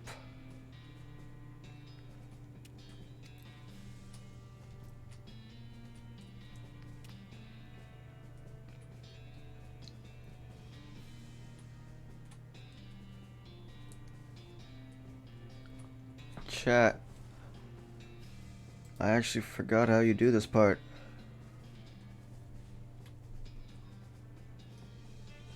I think I need to oil the gate.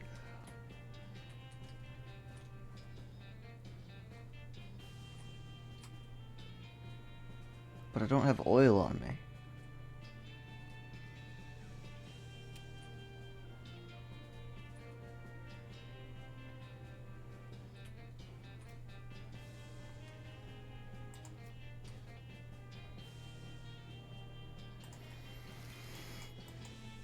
You know what? Let's just go to the abandoned pickle factory. This way to the Lazy Dude Ranch. Maybe later, dude. Haunted pickle factory. You feel a sudden electrical jolt as your hand touches the doorknob. Ouch. Oh no, you're late for your shift. Mrs. Vlass is gonna be so mad. She might literally bite your head off. Okay, well not literally. Probably. Quick, get suited up. You check in and hurriedly put on your bright green coveralls. Mrs. Vlass, as predicted, is furious. Late again? You'd better stop taking this job for granted. You think you're gonna find a place with a nice dormitory and a reasonably priced company store like ours somewhere else? With your skills? Ha! You're doing 3 shifts today, Buster. Get to work. You're on pickle hopper duty. Start your shift. Pickle hopper duty runs you ragged, like always. Keeping the hoppers filled to keep a constant flow down the chutes means you're constantly at a near sprint because you have to manage the cuke shunts to keep the levels equal. If you get uneven pickle levels, Mrs. Vlass knows. Nobody knows how she knows, but she knows. A whack from her cane is the minimum you'll get. Damn it, damn it, damn it. At the end of your first 6-hour shift, you get a brief break. You cram a stale cheese sandwich into your mouth while Mrs. Vlass glares at her pocket watch, counting down 3 minutes to the second. Break's over. Second shift. You get over to the salt tank. Now. Oh, God. Managing the salt tank isn't as strenuous as the pickle hoppers, but it's still a never-ending tension. The brine concentration has to be constantly monitored and kept at a very specific measurement, which means constant adjustments. Meanwhile, you can feel yourself desiccating from the haze of salt dust that fills the room. If anything in this place kills you, it's probably going to be salt tank duty. White lung is nasty business. Cough on your own time, and get that salinity back to normal. It's supposed to be 976 parts per thousand. How hard is that to remember? 976! Idiot! Please let me out of here. You get another 180-second break before third shift. You spend most of it drinking water. The company doesn't charge for water, but you've heard a rumor they're considering it. Break's over. Get to the boiler. Oh no, please. Get me out, please. Boiler duty means shoveling coal into a furnace that runs a giant tank of boiling vinegar. It stings in here. You've tried to work with your eyes closed, but Mrs. Flass screams if you drop any coal on the floor, or if you let the temperature get too low, or too high, or just for no particular reason. At least you're used to the smell of boiling vinegar. In fact, you can't smell anything anymore. Let me out, please let me out. 189 degrees, idiot. Not 189. Not 191. What do you think we pay you for? You don't really miss your sense of smell, or not coughing all the time. You don't really want anything anymore, except to die. Let me out, let me out, let me out, let me out, let me out. With a gasp, you finally snap out of the horrible hallucination, or possession, or whatever the hell that was. Jeez, you can still feel the sting of vinegar vapor in your eyes. Enter the pickle factory. It says factory activation lever. Pull it. You pull the lever and nothing happens. Something in the machinery rooms must not be set up correctly. Cukes. Oh.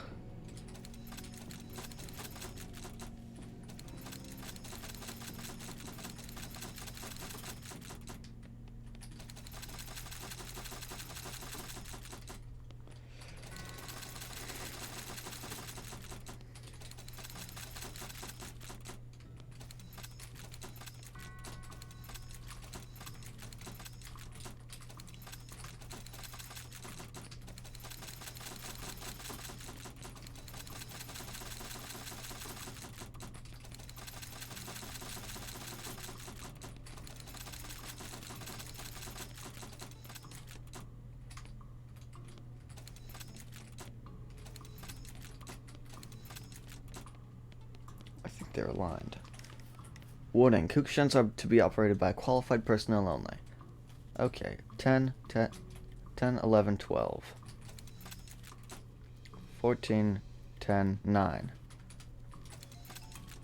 11, 9, 13. 11, 12, 10. 13, 9, 11, 8, 12, 10, 11, 12.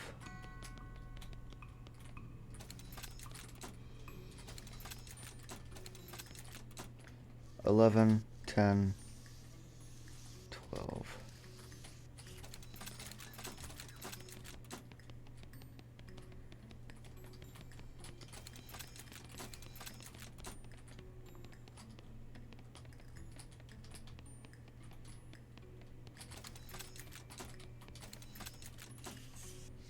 12, 10, 11.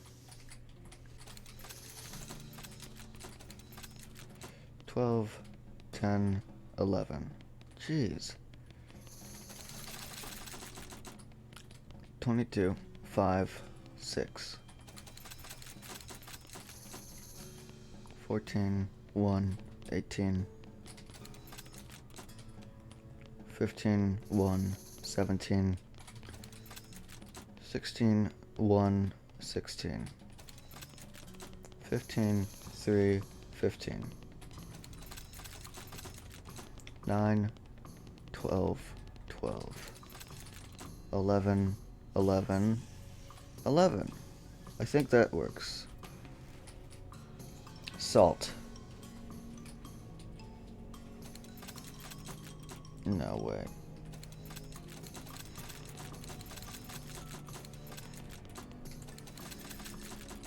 $190.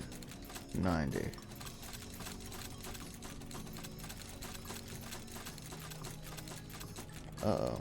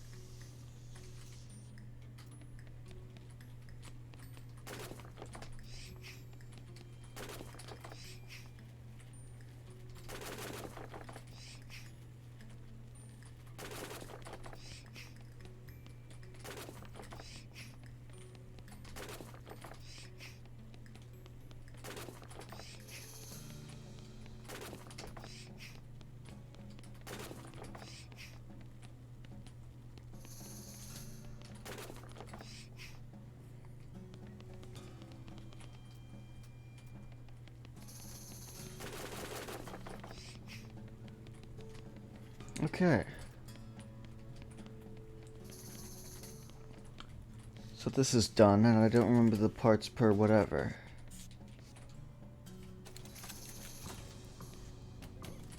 Can I... Oh.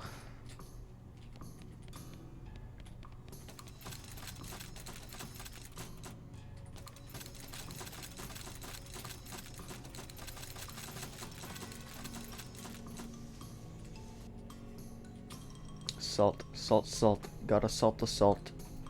Salt. What's the salt supposed to be at? I forgore.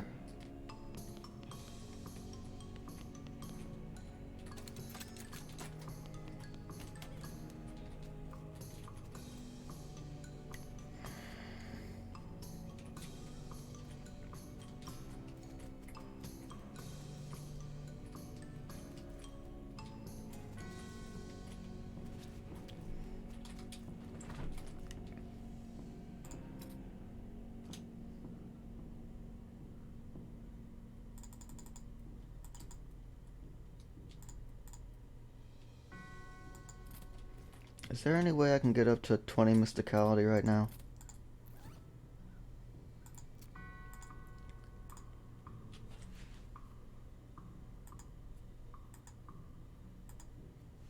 another 6. That's a 3.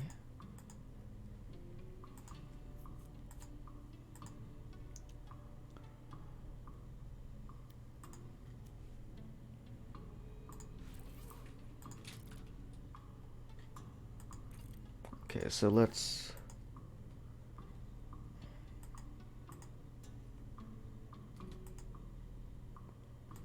have an elegant dog.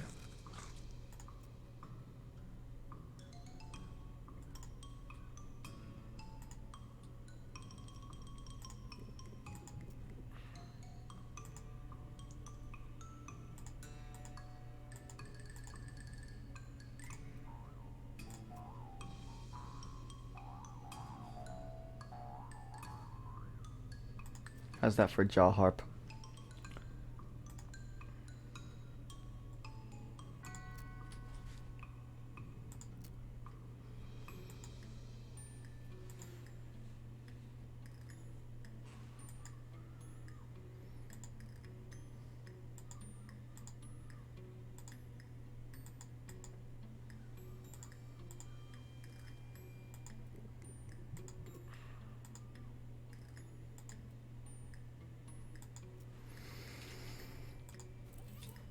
Okay, what's that put my moxie at? 17.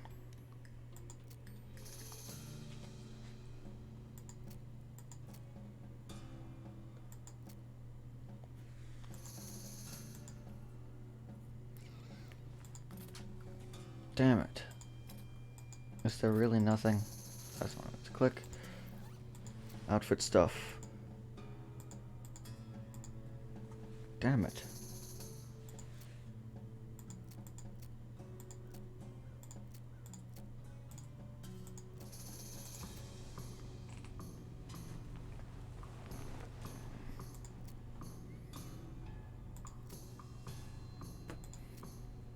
And now I've wasted all my things as well. I can't even forge the pepperoni mold.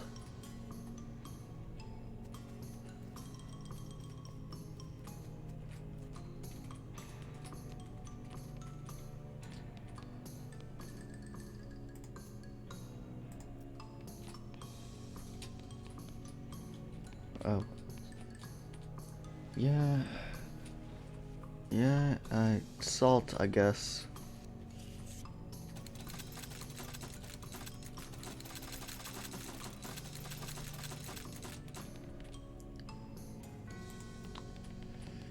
Hello, Sharky. I'm having puzzle trouble. I don't remember what the salinity meter is supposed to say. And I can't raise my my mysticality enough to ask the lady.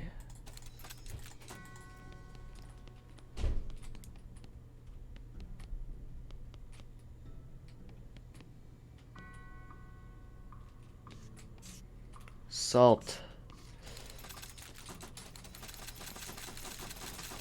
Go to salt the salt. I feel like it was 900 something.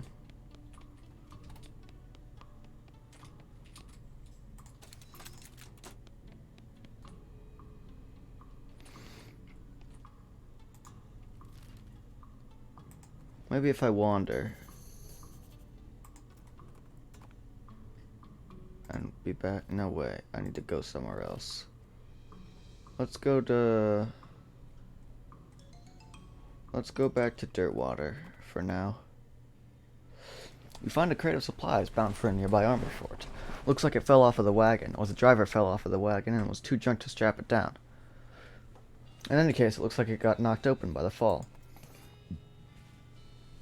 You fish through the crate to help yourself to its military contents. It's not like those army cowards have any use for it, back east in their coward hidey holes. Silver bullet, cool and smooth as a mountain stream, propelled by gunpowder through the flesh of your enemies. This item is used in combat, deals extra damage against cows and other demonic creatures. And hardtack.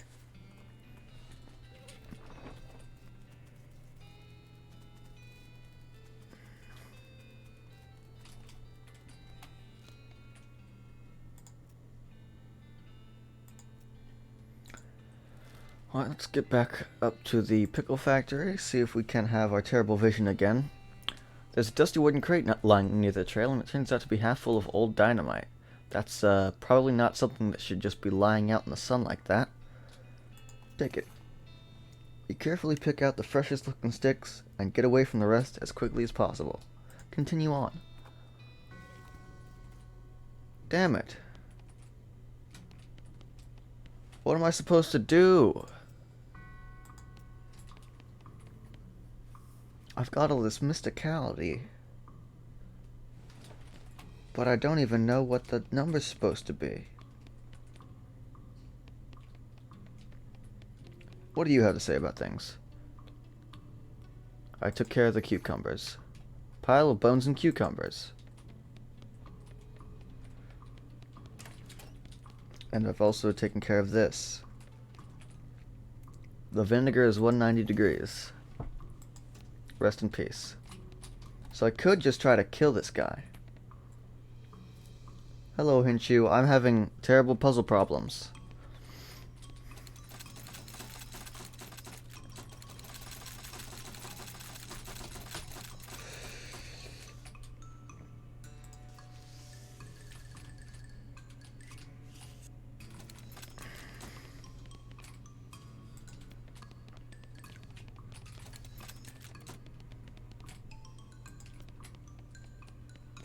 The puzzle is, I forgot the solution. I was told the solution, but forgot it. So now I just have to trial and error this salinity meter.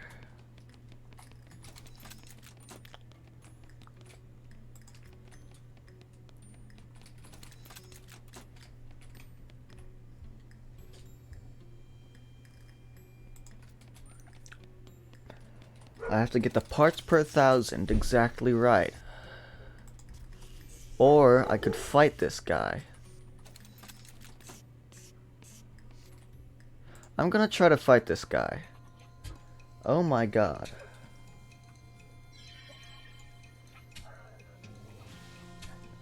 Dear God.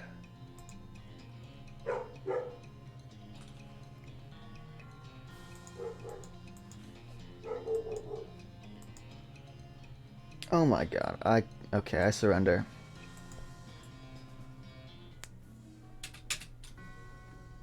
Not only did he give you grievous wounds, but he rubbed salt in them.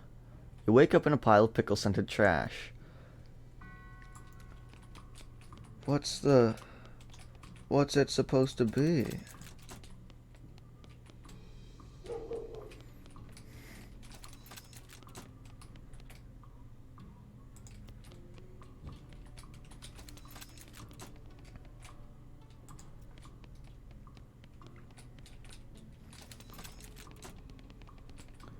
Hey, at least I'm walking silly, though. Could you imagine if I'm actually in... You know what? I'm looking this up.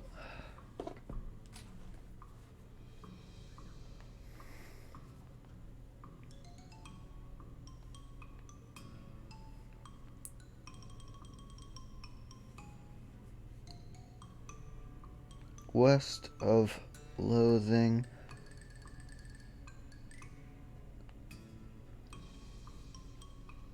Salt level 976.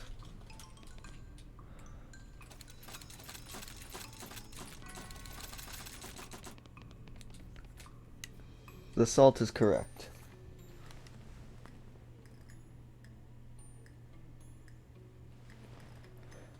The ghost smiles as he fades away. A few bones hit the ground below it. Salt-crusted skull.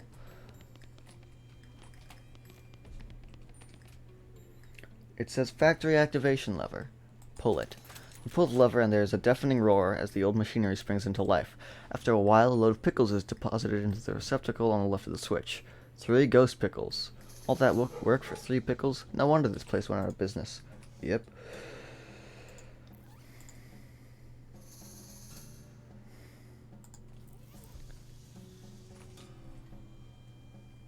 Oh, yo, and now I can go talk to the dead lady. Commune with her spirit. You reach into Gretchen's grave with your mind. The pain. Okay, yeah. This is just the thing again.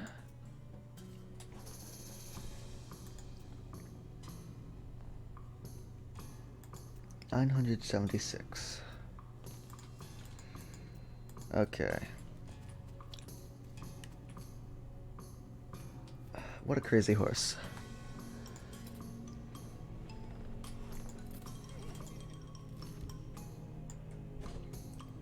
Well, I got that sorted. Back to Dirtwater. You espy. You.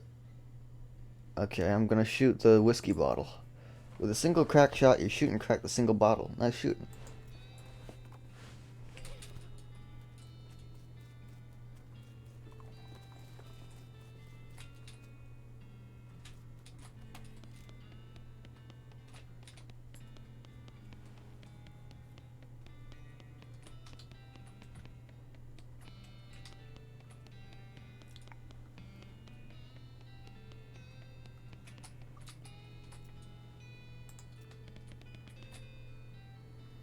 Give her the pickle factory remains.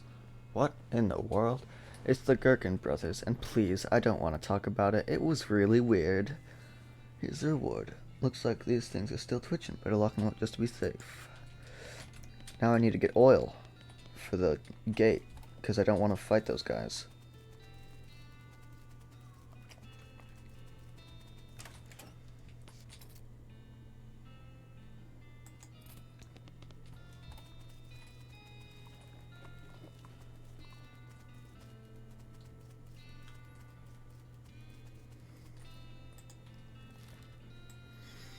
You know what?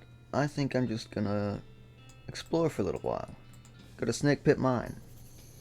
Shaggy Dog Cave. I will continue to my destination. You look at the mining equipment. You have no idea what any of it does. Ask Gary to explain it to me. Hey Gary, do you know how any of this stuff works? Oh, no. Gary doesn't knowing that. Okay. I do. I will explain it to Gary. Hey Gary, I wanted to tell you about this mining stuff. So this first machine here, this is an automatic slate divider. And this thing over here, this thing is used to extract carbide sandstone and then bifurcate it. Keep going. And this third machine, this is a metamorphic pyrite slougher. It converts it converts sulfur into retrograde meat. Isn't that interesting? Gary grins. Now to finishing? Yes. What does Minesplainer give me? You're a real expert. You'll gain XP when you interact with mining stuff. Nice.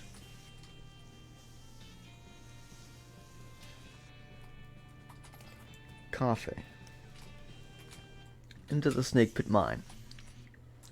You can see a snake coiled up in the little hole. Pull it out and punch it. That's a big snake. Good thing I've got my own smaller snakes. And Gary.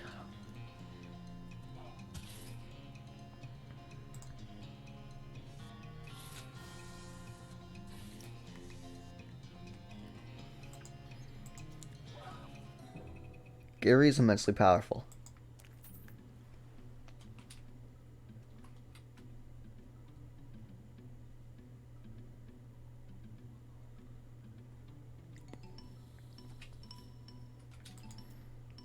Yo, I can use a coal snake skin to give my hat more moxie.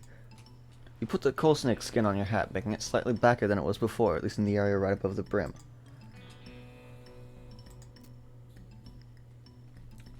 Even more moxie. Good stuff. There's a smoking snake in the smoking hole. Pull it out and fight it.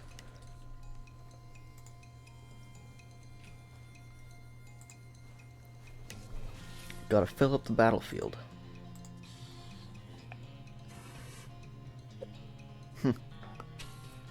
This thing can't even hit me.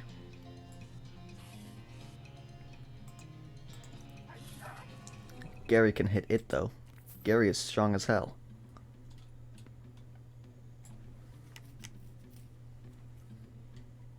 You really smoked that snake. I mean, you didn't smoke it like you'd smoke a cheroot, you just smoked it figuratively. Extract some of its organs and 1 medicine, and coal snake skin.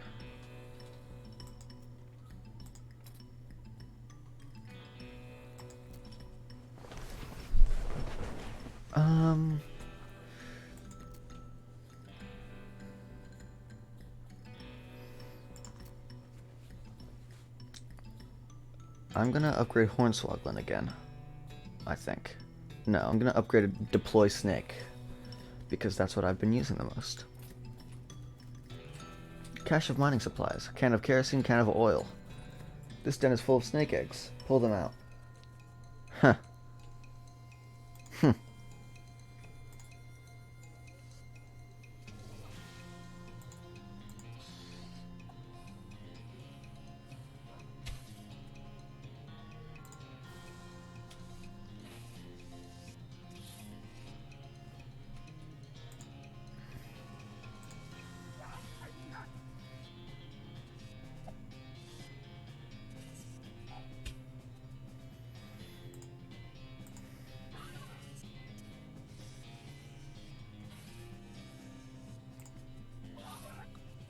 That was easy.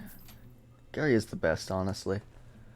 You grab the rest of the eggs from the den and shove them into your briefcase. Soon they'll hatch and feel right at home. +3 venom. Somebody left their pick here. Pick it up. Haha. Yo, I can mine this now. I can mine meat. For meat, which is money.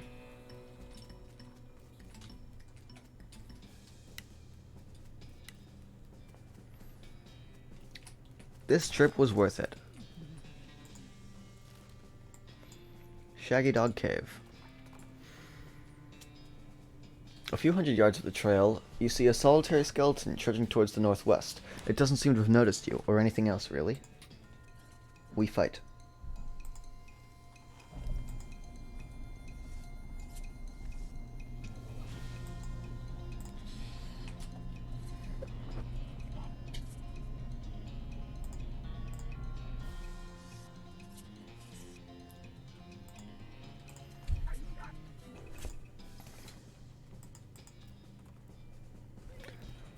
I wonder what's in here. Yo, I got the green thumb. Gain XP from foraging, that's pretty good.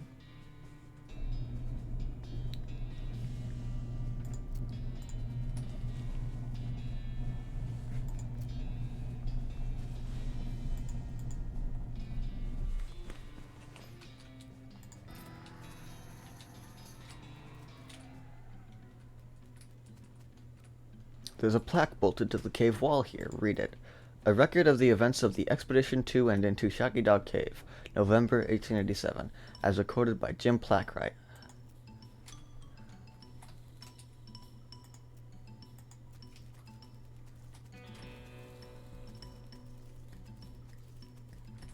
There's having acquired through various and sundry means a story which is interesting in its own right but better saved for another time, a map purporting to lead to a large cache of jewels and ingots of precious metals hidden by the infamous highwayman and trading robber Black Cole Jr. in the years before the cows came home, I, Jim Plackwright, along with 3 compatriots, these being Nathaniel Wyman, Cyrus Howard, and Douglas Watts, set out to find Shaggy Dog Cave and the aforementioned treasure.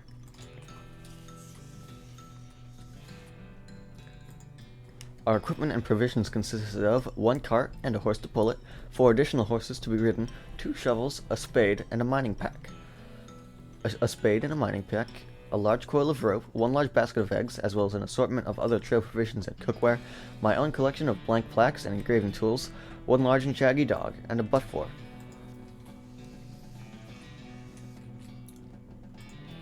After traveling for 2.5 days to the south and east, we arrived at a small town named Dirtwater, the largest settlement in the vicinity of Shaggy Dog Cave. Leaving the dog to watch the horses, the 4 of us entered the local saloon, and each ordered a beer, except Cy, who was satisfied with water.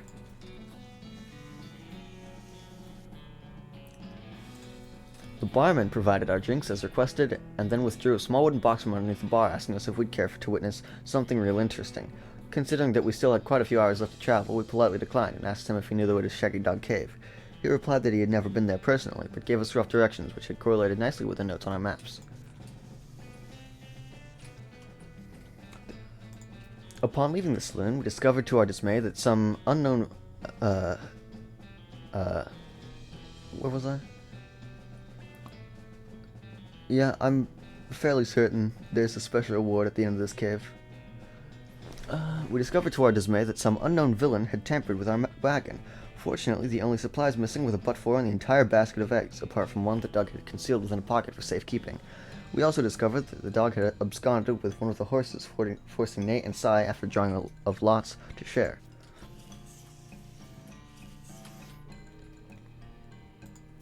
After acquiring a barrel of fresh water for the trip, as well as a replacement but-for, we headed out into the open desert.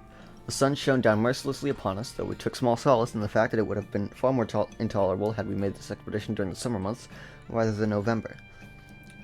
In order to pass the time on the trip and resist becoming dazed from the heat and susceptible to desert mirages, we exchanged stories of our youth, which I will not be retelling here for reasons of length. However, I will relate to you 3 odd occurrences that happened to us during our trek to the desert. The first was 2 or 3 hours out of Dirtwater, when Nate noticed a glint of sunlight upon a metallic object partially buried in the sand. This was revealed to be a brass oil lamp before in design and manufacture, which fortuitously still contained a quantity of oil. Deciding this might come in handy, we stashed it in the wagon with our other tools.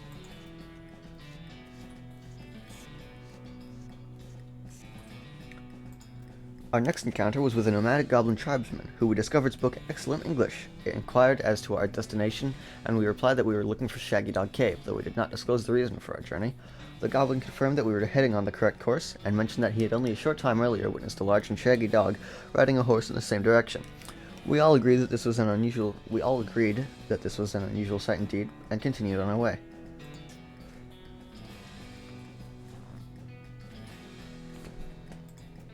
Sometime later, we encountered a large adobe hut, occupied by 2 identical-seeming old men with wild hair and long white beards. They invited us to take shelter from the heat, which we gratefully accepted, and introduced themselves as hermits. This struck me as peculiar, given that there were 2 of them, but I felt it would be rude to question them on that point.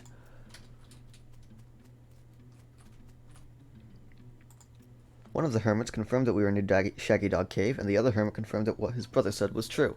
They also commented that they had seen a large and shaggy dog riding a horse in that direction. We all agreed that this was an unusual sight indeed. The hermits refreshed our water supply in exchange for our but-for, and we continued on our way, excited to finally be nearing our goal. After 2 more hours, we finally arrived at Shaggy Dog Cave. Carefully keeping our excitement in check, lest we become incautious, we unloaded our equipment and supplies from the wagon and took a brief respite in the cool shade of the cave entrance. To celebrate our arrival, Doug unpocketed and shared the egg he had saved from our basket that had been stolen in Dirtwater. Once we were rested, we decided the time had come to explore the cave. Discovering that we had neglected to pack torches, lanterns, or any other light source with which to illuminate the cave, we declared that it was indeed fortuitous that Nate had discovered that antique oil lamp during our travels. He gave the brass a quick shine and then lit the wick, and we were relieved to discover that it lit easily and provided a very adequate amount of light. As we headed into the cave, we were further encouraged by the fact that the floor was quite even and easy to traverse, and there were no side passages which might cause us to become lost. Despite this, I resolved to hang a number of plaques to mark our progress through the cave and give them with the tale of our journey, such that others who discovered the cave after us might be entertained and edified by our story. Soon we came to the end of the tunnel. While Nate, Cy, and Doug took turns with the excavation, I completed the last of the aforementioned plaques. It was a matter of perhaps an hour before Cy's shovel struck a wooden surface with a hollow noise, and we hauled a traditionally styled treasure chest out of the hole with great excitement.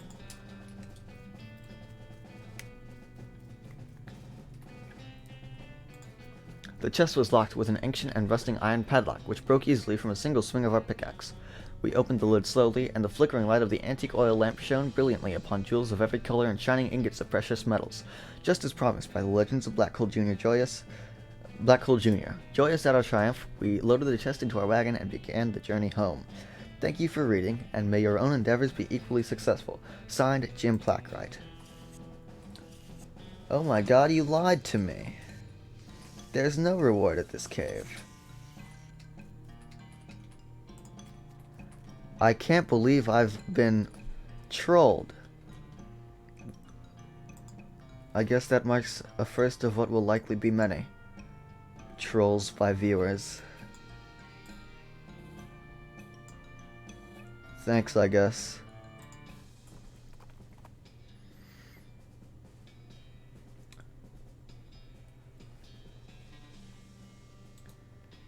I've been duped.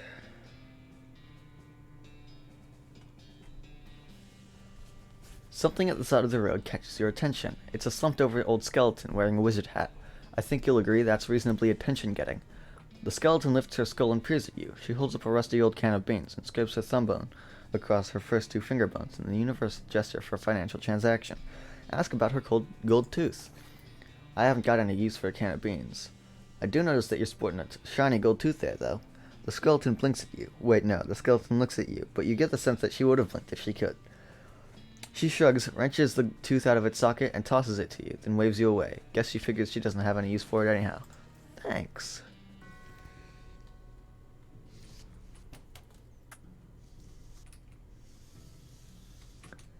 Oh my goodness, what's wrong, sister? They came back. They just came back and took them. I couldn't stop them. Whoa, slow down, okay? What happened? Our holy relics. The saints just stormed up out of the catacombs and took them back. Wow. I didn't know what to do. I thought maybe they'd fire me if I tried to stop them. The cardinal will be here any minute. What am I going to do? To start with, take a deep breath and try to calm down, okay? What's your name? Sister Mary. My name's Jay. Now, what's this about saints? Our mission is to protect these sacred relics. I'm the relic keeper. It's my specific job to look after them. Wait, do they call you Memento? She shows you the ruler she keeps tucked in her sleeve. No, they do not. Okay, sorry. So what happened? The saints. Oh, it's too horrible. They came to life somehow. They came up out of the catacombs, all skeletal and ghastly looking. I mean, it's probably blasphemy for me to say that, but I nearly fainted. And they took back their relics? Yes, and if they aren't recovered before the cardinal gets here, I'll be in so much trouble. How much time is there? Well, actually, he's months overdue, so it's probably not all that urgent, but still. Alright, I'll get him back for you. Oh, thank you. Thank you so much. Oh, wait a second. Are you going to have to fight them to get the relics back? Because that's probably blasphemous too. I mean, probably. But if black magic brought them back to life, that's like super blasphemous, right? So it evens out. Oh dear, the cardinal is going to want to have a very long talk about this. But go ahead and do what you must, I suppose.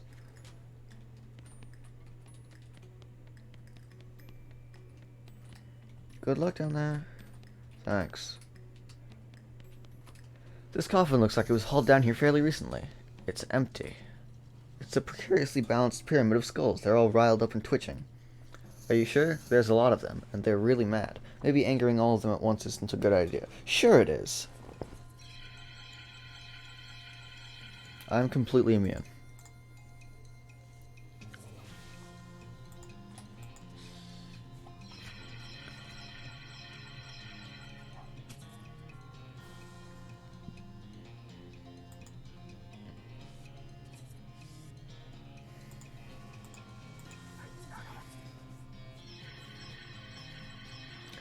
Damn, these skulls suck at their job.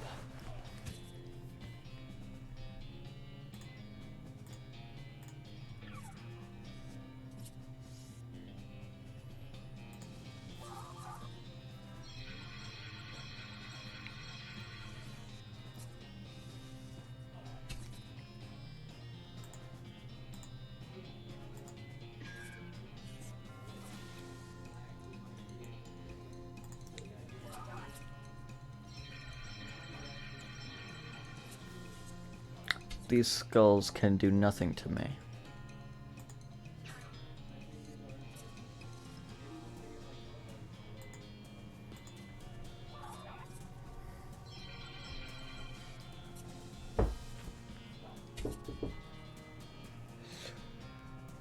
Just a moment.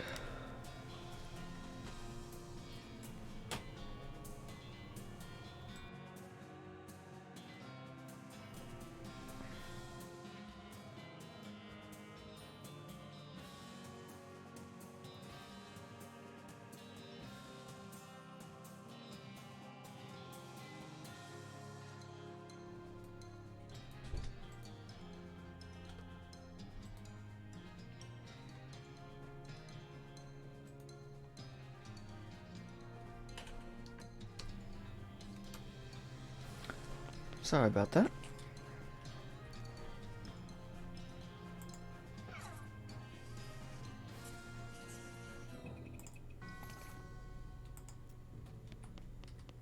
This skull has a gold tooth.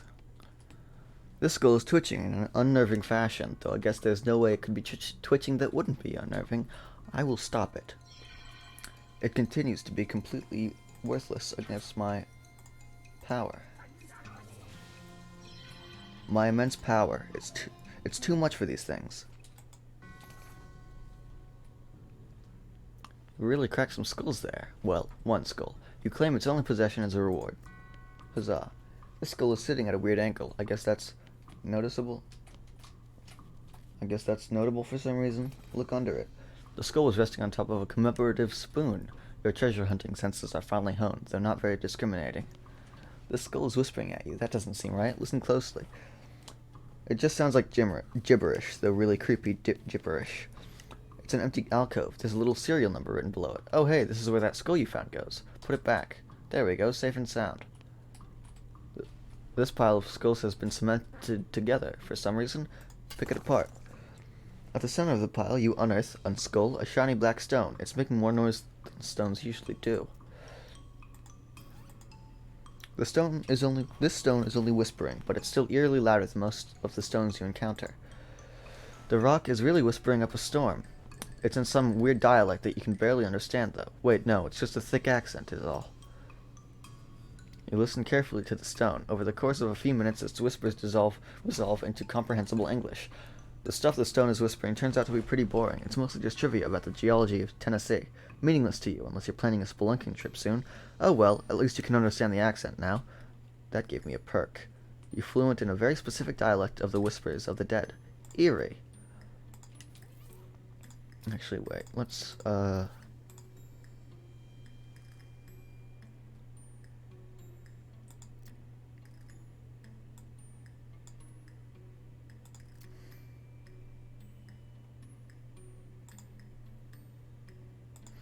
okay, let's keep moving. These bones are jiggling and rattling in an agitated way. Whisper to them. You whisper some ancient words of appeasement to the bones when they settle down a bit.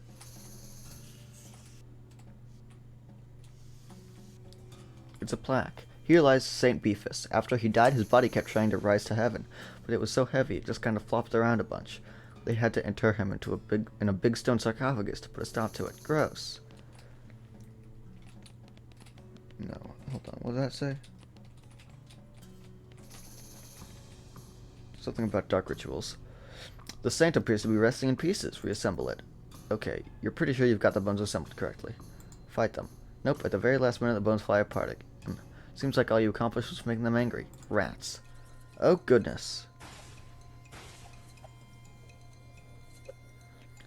Good thing I'm, for some reason, still too powerful for these things.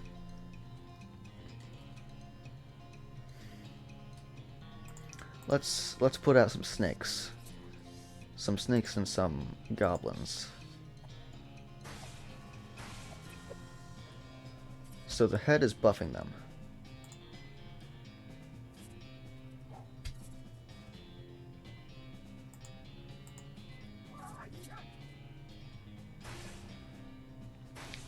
Okay, they're dealing damage to me now.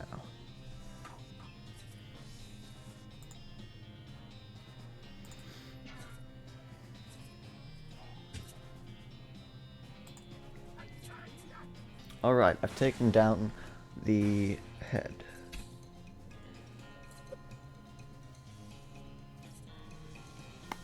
Which means they won't be getting any more powerful than they already are. Pow.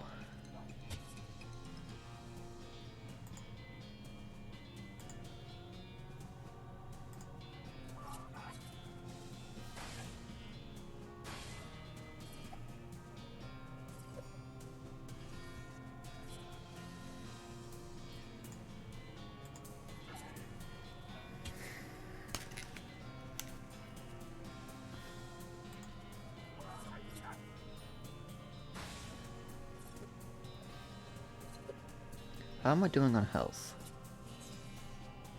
I'm at 9. Yum. Just ate a snake liver.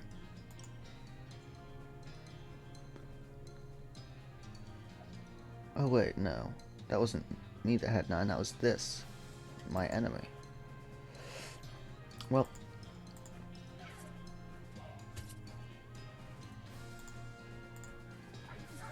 Alright, no more ranged thing. And now we're back to being in the lead.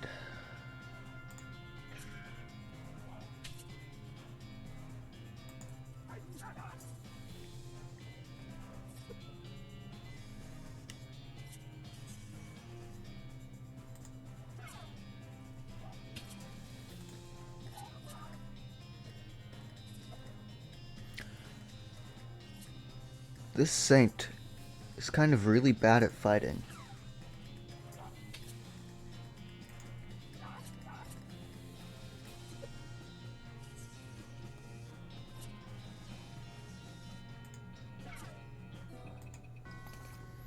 Santa Cortada's skull. Hooray.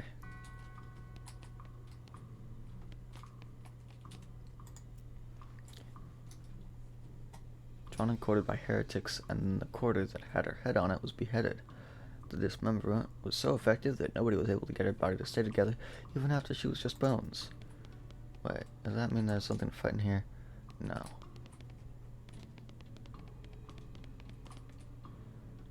I'm a pope, seriously. Saint Pope stands... Betafish? Whatever. He stands behind the dais. He just keeps doing his pope gestures, ignoring you. How can someone look so smug without even having a face? The longer you watch him, the more he gets on your nerves. Insult him.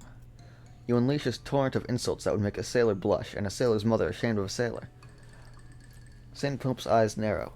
Looks like you finally managed to make him mad enough to fight you. Fight him then. What the? A skeleton cardinal. We ought to put a stop to that right quick.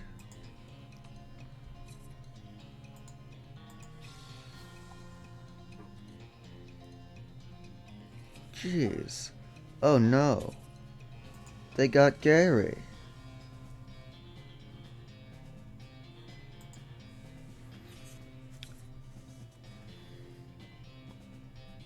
They're also getting my snakes. Jeez. I don't know if I can fight this one. At least in my current form. Oh. They actually do, like, almost no damage to me.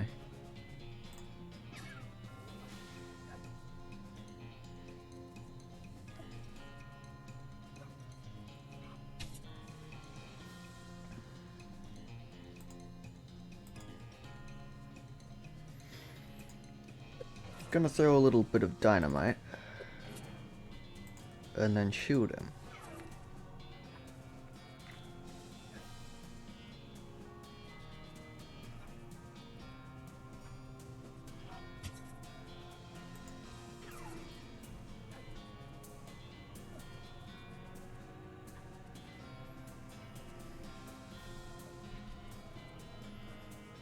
Alright, this might kill me. It did not.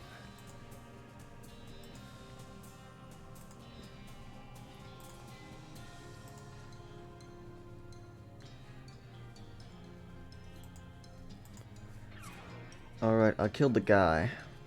Now we just need to kill all of his other guys. They're dealing sleaze damage. And I'm about to die.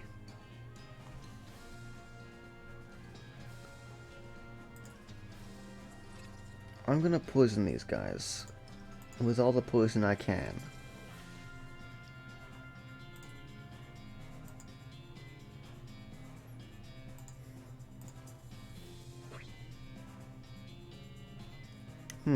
That probably wasn't the best way to go about that.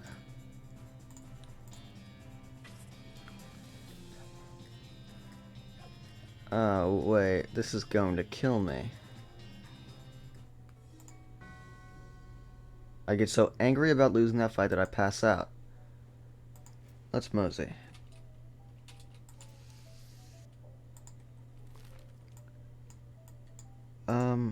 I need to get into my briefcase. Briefcase full of snakes.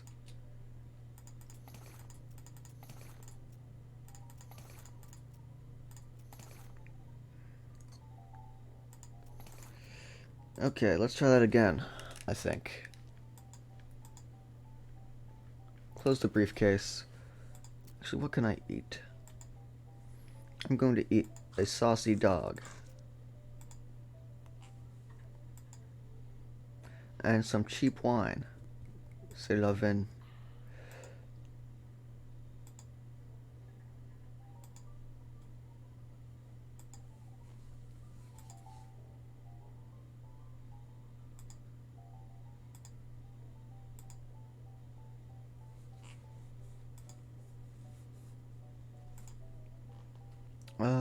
Yeah. Let's go try that again. Back to the old mission. The sound of gunfire draws your attention, cautiously, to where you find a goblin shooting a large pistol at some boulders. With the sound of gunfire and pinging ricochets filling the area, the goblin doesn't hear you approach. I'll have Gary deal with it. Hey, hello, hey. What? Oh, hello. Up, what is it? Why are rocks to shooting? A crack shot to being with practice. To shooting the cracks, new cracks making, a new shooting. I am seeing it. The two of them continue speaking, but you lose thread of the conversation pretty quickly. Eventually Gary waves and the other goblin goes back to his target practice. A nice fellow. Here, a sandwich was given to me. You are holding it? I guess I am now. I got a goblin sandwich. Not bad.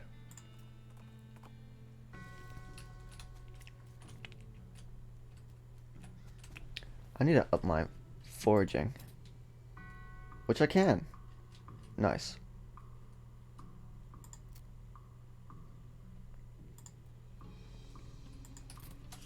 Now, I can harvest this can of tuna. From the cactus. From the tuna cactus. I do be tumbling.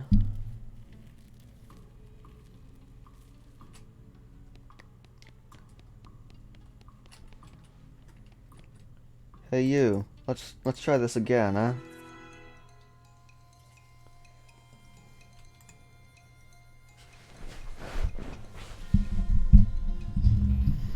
So I think the strategy for this fight is just kill the guy as quick as I can. Which involves hitting him a bunch. In very quick succession. Oh, he's immune to poison. That's a problem.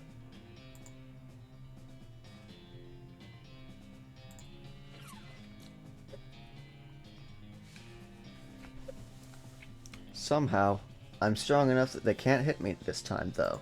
Which is interesting.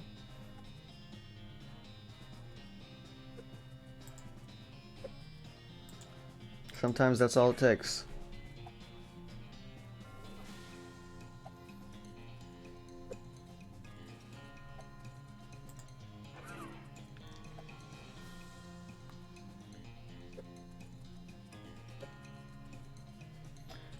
So, this battle is pretty much won at this point.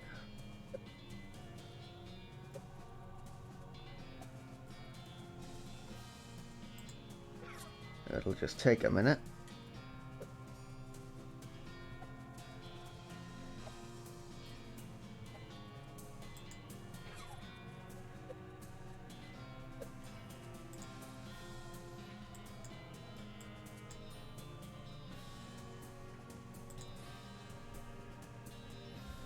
I've set this to super fast speed because it's going to take forever if I don't.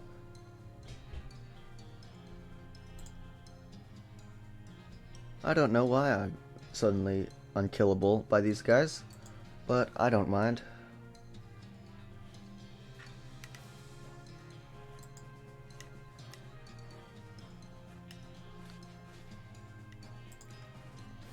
Not much of a problem.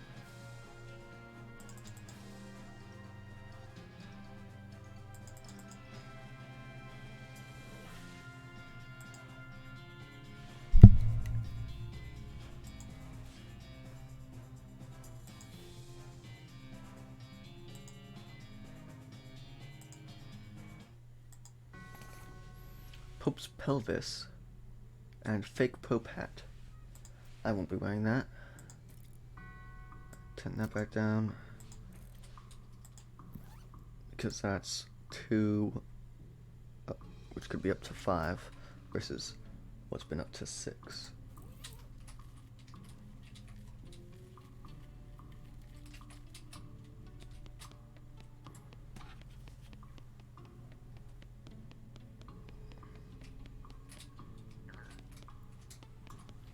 I gone went and done it. Thank you for trying to recover our relics. Please be careful. I saw an empty coffin just beside the catacomb door. We're just storing that for an escape artist. An escape artist? Yes, he was taking his act on the road, but needed to lighten his luggage. So he gave us a generous donation in exchange for storing it for him. I see. Anyway. Skull. Pelvis. Finger bone. I missed something. Whoops.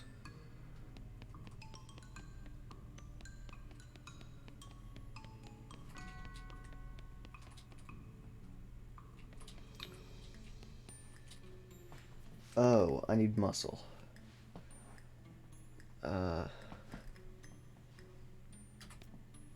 Do I have any way to get muscle? Well, I would if I... I guess I'll come back here later. Oh, wait.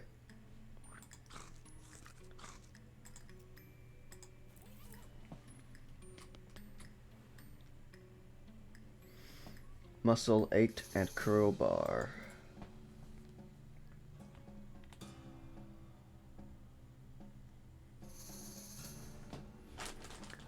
You grunt and strain and force the heavy stone sarcophagus lid open. There's a skeleton inside. Holy crap, his bones are huge. Fortunately, he appears to be asleep. Wake him up. Oh goodness. I need to put something between me and him.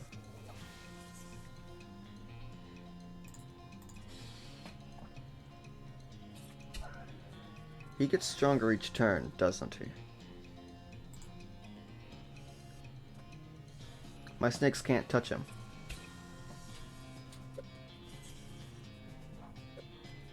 None of our ads can touch him.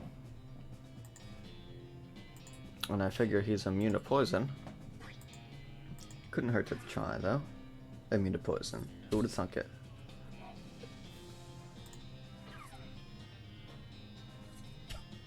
Well, I survive. Damn, that thing was big. St. Beefus's finger and thigh. St. Beefus's legs were so big he had to sit down in 2 chairs at a time. Damn. I think that's a better melee weapon than I currently have.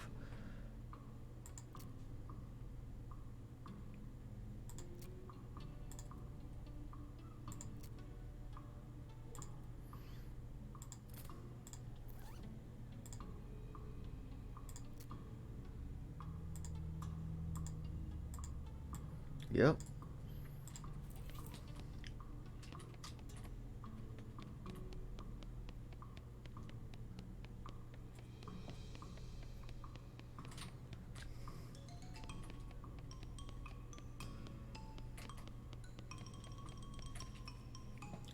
Return the finger bone. You recovered all the relics. Oh, praise be. Thank you. Glad to have helped, sister. I must reward you for your efforts, though. We don't have much, but these boots look like they might fit you. Cool. Thanks. That increases my moxie. That's not what I wanted to click.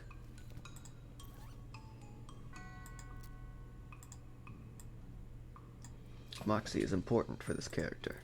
It's my main stat. Well, I suppose we're done here. Let's go to the Big Apple. A nearby hissing sound alerts you to the presence of a snake, or at least something that sounds like a snake, which turns out to be a goblin cooking flapjacks on a flat and baking hot rock. The grayish batter sizzles as the goblin pours out some more, and then they look up and give you a surprised look. Hey, what? What, a human? Hey, what you doing out here, you? You two thieving flapjacks, maybe? Nope. Talk to it. Be calm. I will not jack your flaps. Did I say that wrong? I will not flap your jock jams. To flapping? Please, what you two wanting? Distract it and pick its pocket. To waiting. And looking behind. Many snakes too approaching. Unheard for flapjacks are sizzling. Snakes. These are a delicious ingredient, but I am seeing not snakes. Never too minding, I mistake. Perhaps a stick? Goodbye, I too leaving. 15 meat and 10 XP. As you reach the center of the clearing, you are simultaneously struck with a profound awe and a terrible stench as you discover the largest road apple you've ever seen. Can't even imagine how this got here. Was it a giant horse? Was it 200 normal-sized horses acting collaboratively? They should have sent a poet. Yeah, they should have. Goodness. It doesn't smell any better up close. Clean it up.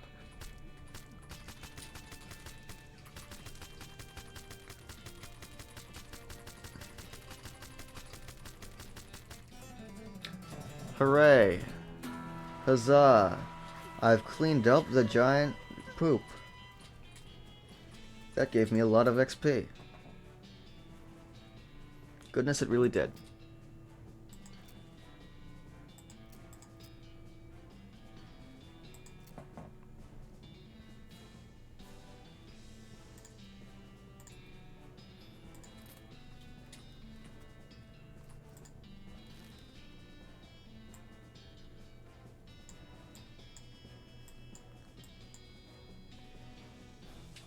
Let's go to the Humming Cave. Rescue mission. We'll keep going where we're going.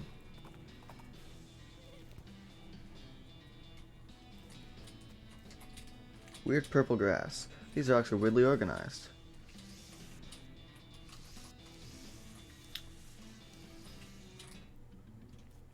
Humming Cave. You might be able to push this over. That snake isn't going to let you pass without a struggle. Unless I, push this over to keep the snake at bay. Wow, what is that thing? Uh-oh. What in the world? This looks dangerous. The monolith is dark. Looks like there was a huge cave in at some point. A weird device. Strange stone arrow. This is a triangular object made out of a strange stone-like material, shot through with channels of smooth black glass. Where in the world am I?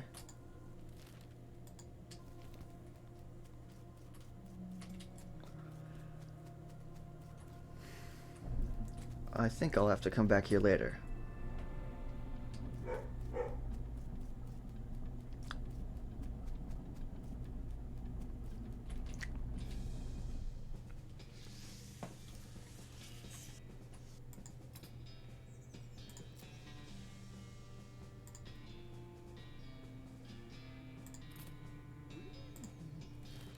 Yes, I think I will have to come back here later.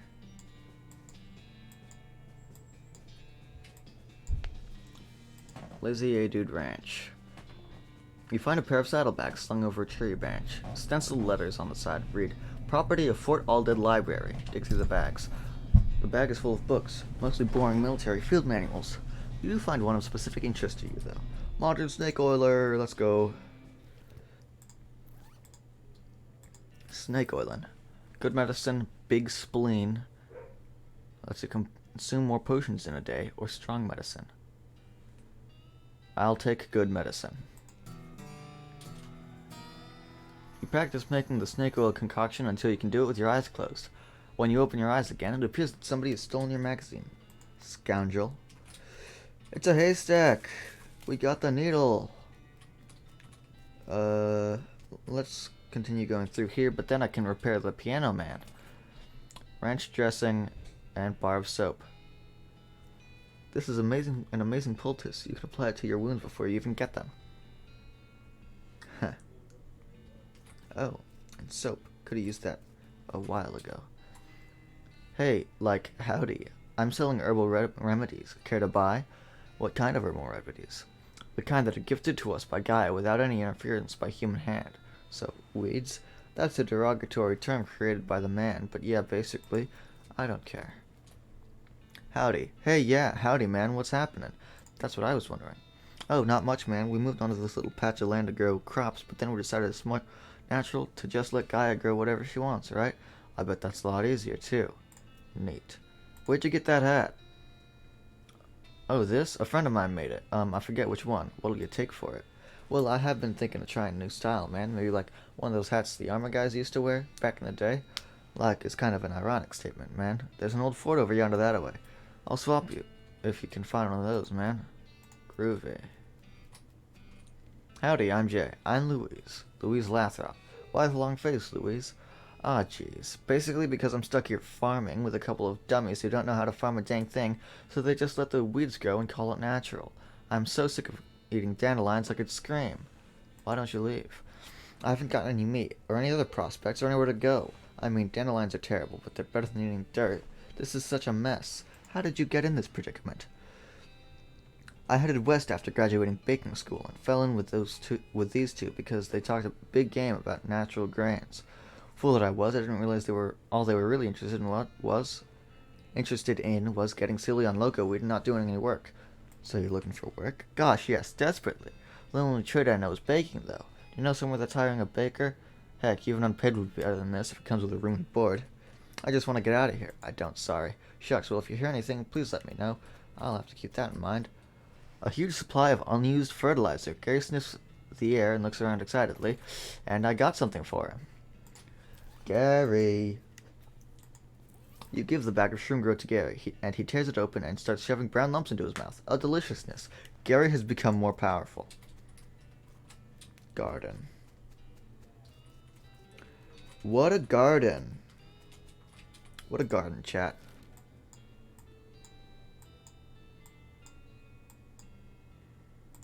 Back to Dirtwater. Uneventfully, which is a surprise. Try to fix them, pick the lock. You open the hatch and check out the machinery inside. There's obviously something wrong given all the blinking and sproing and clicking noises coming out of the keys and stuff. It looks pretty complicated. Ah, I see what's wrong. You recalibrate some springs and rearrange some gears and the machinery inside starts operating smoothly. The music improves immediately. Nothing to it.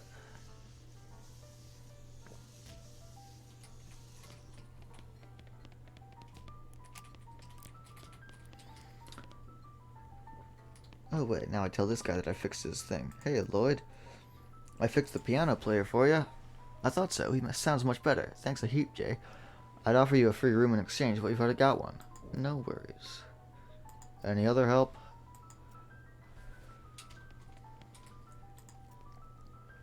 I had something interesting back there? I'm not sure what you're talking about. Maybe my info's too old. I found a note from some travelers that passed through here about 8 years ago. Oh yeah. That was a previous bartender. He had a little trick he used to offer to show people. It's what got him fired eventually. That senator's wife wasn't amused. He rummages around under the bar for a minute, then blows the dust off a tiny piano, about 9 inches tall. Here, you can keep the piano so long as you don't ask me about the trick. It's a miniature piano. It'd be the right size for a foot-tall tickler of the ivories, but the winding key on the side seems to indicate that it plays itself. Thanks.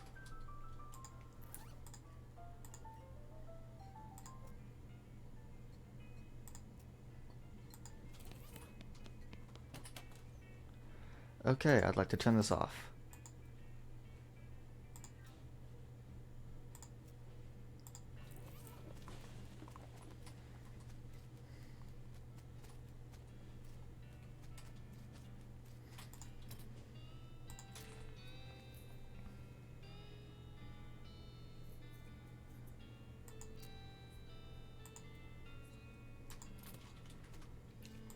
Where to next? Let's wander, actually. Let's just wander. The professor's house. The beeping machine leads you to a ramshackle house in the middle of the desert. Coffee, a cactus. The professor. Excuse me, my name's Jay Maynard. What? Oh, I didn't notice you come in. I'm not used to visitors, but folks generally call me the professor. Is there something I can do for you? Well, I found this beeping gizmo, and I sort of followed the bleeping, and it led me here. Well, I'll be. It certainly led you to the right place, young man. This is El Vibrato technology, and I happen to be as much as expert as anyone alive today. El what now? El Vibrato. They were an ancient race that lived here long before humans. Well, they mostly lived underground, so they might still be living as far as I know. Never seen a peep of an actual person, though, just the machines they left behind. Were they space aliens? Could be aliens, or genius pre-humans, or an entirely different terrestrial evolutionary line. At this stage of investigation, it's impossible to say. Isn't it exciting? Here, let me have a closer look at your beeping gizmo. Aha! As I suspected, this is one of their transponders. It detects other El Vibrato technology and homes in, you see. That'll be why I led you here. I've got a thing I've been trying to prepare. He tinkers around with the transponder for a bit, and then plugs a strange stone marble into a socket on it. There you go. Good as new. Just swipe up or down to turn it on or off. Swipe. Now I gotta warn you. This device will lead you to abandoned El Vibrato technology, but it might also attract unwanted attention from the El Vibrato technology. You'll see what I mean. Just be careful. You know, now that I think about it, you've arrived at a perfect time. In order to get anywhere further with my research, I need more samples of El Vibrato tech. But searching for it eats up all the time I could be using to research it. Aha, I get you. Right, now that you've mentioned some types, so bring me back whatever devices you find, and if I can get them up and running, that'll benefit both of us. Alright, deal. Great. First priority will be to get my keystone fabricator running. They lock their doors and things with these little stone alloy blocks, see? So if we can make our own, that'll open a lot of doors for us, literally and figuratively. Alright, what do we need? The components aren't rare, at least as far as priceless ancient technology goes. Bring me, about 5 handfuls of scrap. I should be able to salvage the last parts I need from that. Roger.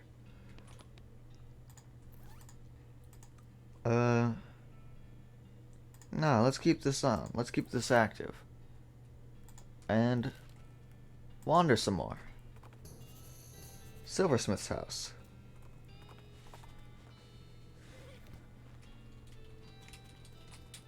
It says, silver bullet making apparatus, help yourself. This workbench has a little burner and crucible for melting silver things and some bullet molds. It seems pretty straightforward. There's also a vise, so you could smash silver bullets into needles if you wanted to. How much does this wedding ring sell for? Just 50? Yeah, I'll smash that into silver bullets.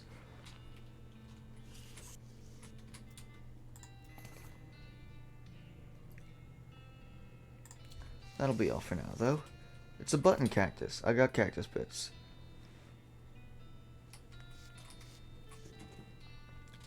I guess I'll make a needle. 2 needles, even. There's no one here. The bookshelf contains like 90 copies of Johnny Treeman. There's something weird about it, though. It's too neatly organized, like maybe the guy was hiding something. Search for secrets. Tucked behind one of the books, you find a small envelope filled with receipts. About half of them are from a shop called the Silver Plater. He was crooked. The silversmith was selling cheap fakes. Oh well. He's gone now, and so are most of his customers. No sense in stirring up trouble at this point. You write down the location of the shop. Might come in handy. Let's hit the road, but not quite yet, actually. The shelf looks pretty picked over. You find a couple of things that still look edible. Instant grits and plum pudding. I can't crack safes. Alas. Let's go to the place. The Silver Plater. You find a liquor cabinet standing in the woods. Maybe there used to be a house around it. You try opening it, but find it to be locked. That's probably why it didn't get stolen by whoever stole the walls. I'll leave it be, because I can't pick the lock. The Silver Plater. Howdy, what can I do for you? Well, do you have a menu? A menu? What are you talking about? Isn't this a walk-up style restaurant? What? No, I'm a silver plater. I plate things with silver, you know? Oh, I thought your son was... Never mind. The man grins, revealing a full set of silver-plated teeth. So, you need something plated? What are my options? I could plate that hat you're wearing. People with silver hats get more done, they say. Ooh, that's pretty good. What else can you plate? What are my options? Plate my weapon. This will increase the damage of my equipped melee weapon by 3, or even more against creatures that are vulnerable to silver. Sure. What else can he plate? My gun. Yes. What else? Nothing else. How about some of this other stuff? A turnip? That sounds like an interesting challenge. Or tongue. Do I get a silver tongue, chat? Is that a good idea? Do I... Do we think I get a silver tongue? Fuck it. Well, anything for a weird life, go ahead and silver plate my tongue, why not? Open as wide as you possibly can. The process is extremely painful. +3 moxie, though. That is very good. Immediately afterward, you ask him for a complete refund, and he gives it to you. Huzzah! I just got +3 moxie forever for free. So now I need to gather money. Let's go to the rescue mission. Oh, wait. You spot a hellcalf grazing off the side of the trail, just as it spots you. Its eyes glow, and 2 shadow cows split off from it, forming a small, frightening herd, right into their midst. Oh, goodness. That's a lot of damage. What? What the? Oh! It's because these things are demonic. I do apparently a lot of damage to demonic creatures.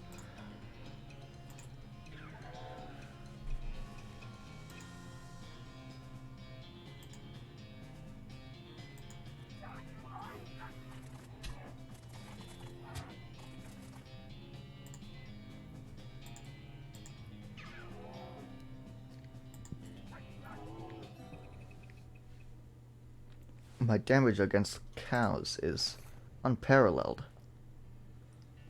You managed to defeat the calf and all of its shadows, and in doing so, slightly reduced the amount of evil in the world. Putrid cow bile. That's pretty good. That's pretty good.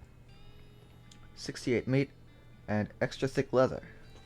Just another day at the office. The rescue mission. Gin blossoms. Blossom gin. Hey, there was a ring in there too. I'm going to put that ring on.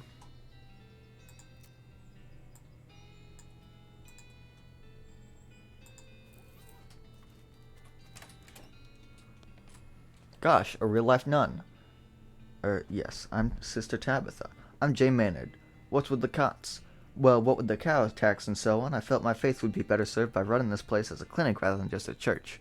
I also sell medical supplies if you'd like your healing to go. Do you need any errands run or anything? Funny you should ask. I've been experimenting with the healing properties of a purple grass that grows near here, but I've run out. Would you mind picking some for me? It grows near a cave that makes an unusual humming sound. Oh, sure, I think I know the place you mean. I'll be right back with it. I will be right back with it. You find a pair of binoculars hanging on a passing cactus. I mean a cactus you're passing, but not a cactus that's passing you. It only looked like it was passing you because of your frame of reference. I got binoculars. These will come in handy. They will also come in pairs, because otherwise they wouldn't be binoculars. Alright, we pick these.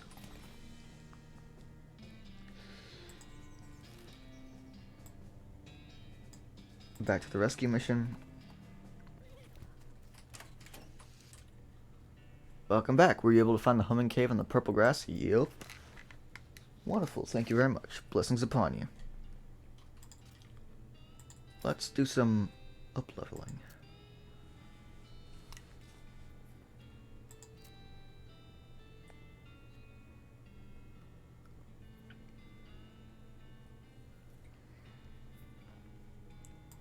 Let's increase Deadeye.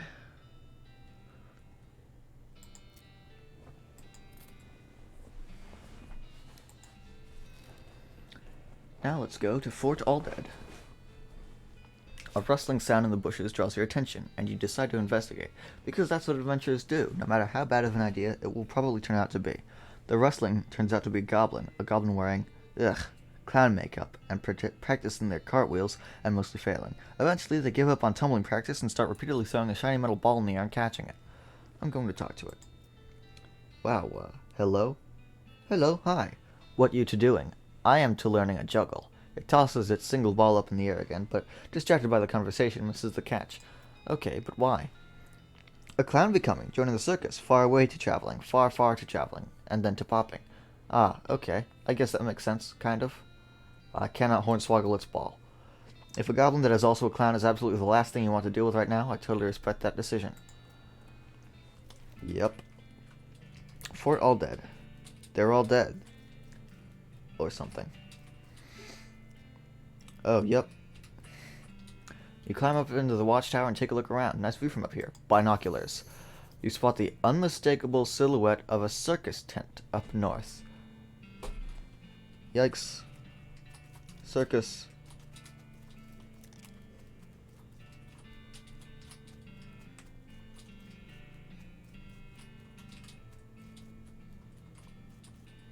The trash can smells terrible. No way, not without some stench resistance. How's this for stench resistance? Old patrol cap. Alright, I need to put the souvenir spoon back on. +3 pistol attack damage. No thanks. My sloppy top hat is all I'll ever need. Someone left their knapsack behind. Cryptic note about ley lines. There's also an evil-looking leather-bound tome. The last thing is a little diary, which you decide to leave in there in case the owner comes back looking for it. Read it, though. It seems to have been written by one of the Necromancer's cultists. He and several others were reanimating the dead soldiers here, on the theory that the best undead army would be a literal undead army. The hitch in the plan came when they raised the officers, who decided they weren't going to take orders from a bunch of weirdo civilians. The last entry suggests the author and his cohorts were planning on abandoning their station or reporting back to the Necromancer, but the entry ends abruptly in the middle of a sentence. Fascinating. Tombstone pizza. Yum. I could go for some pizza. Don't have the money to order any, though.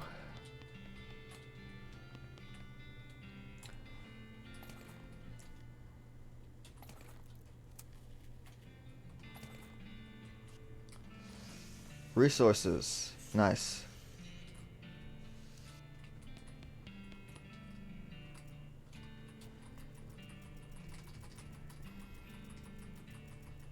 There's nothing in here. Yeah, okay. Nothing.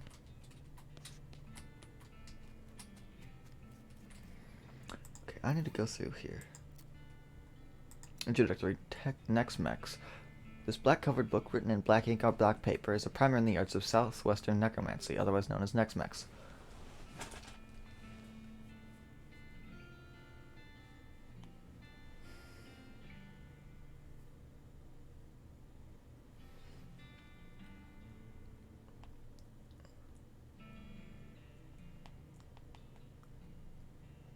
Alright, sorry about that interruption.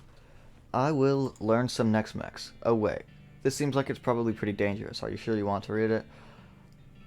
I think I'm good oiling snakes. Cryptic note about ley lines. You examine the weird note, but you can't make heads or tails of it. You stick it into your necromancer journal for now. I should check that out. Necromancer journal. Right. Gore-splattered scroll. This scroll is almost too covered in blood and viscera to read. Lucky for you that you've gotten all that practice reading inside of a dog. Huh. What? Whatever. You scrape the largest of the giblets off the scroll and read it. It says to take a pile of human ashes, spread them out in the shape of a person inside a red chalk ritual circle, then sprinkle them with stardust and place a mostly perfect or better glass sphere where the heart would be. Anyway, that's the gist of it. The actual text has a lot more these and thous and such like that. Plus there's a bunch of weird gibberish that you're supposed to say out loud while you're doing it.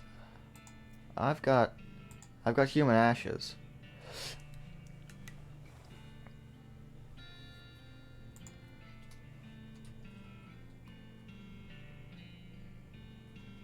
I don't want to scatter those right now.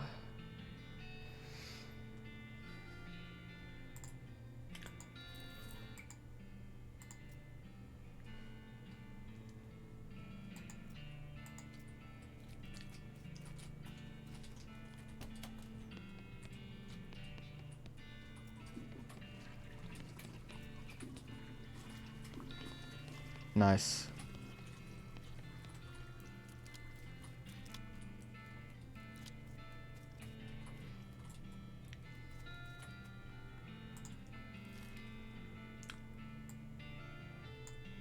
Well, chat, I think that'll be that for today. Streaming for just over 3 hours, and I'm getting hungry.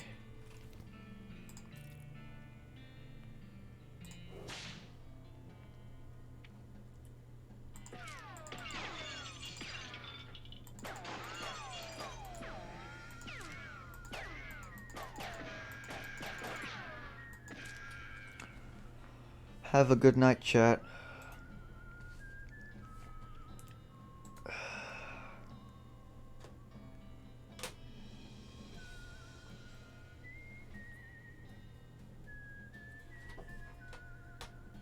Hope you had a good time, because I know I did. I'll probably play this again next Monday. And I will stream again tomorrow. But I won't be streaming this. Have a good night.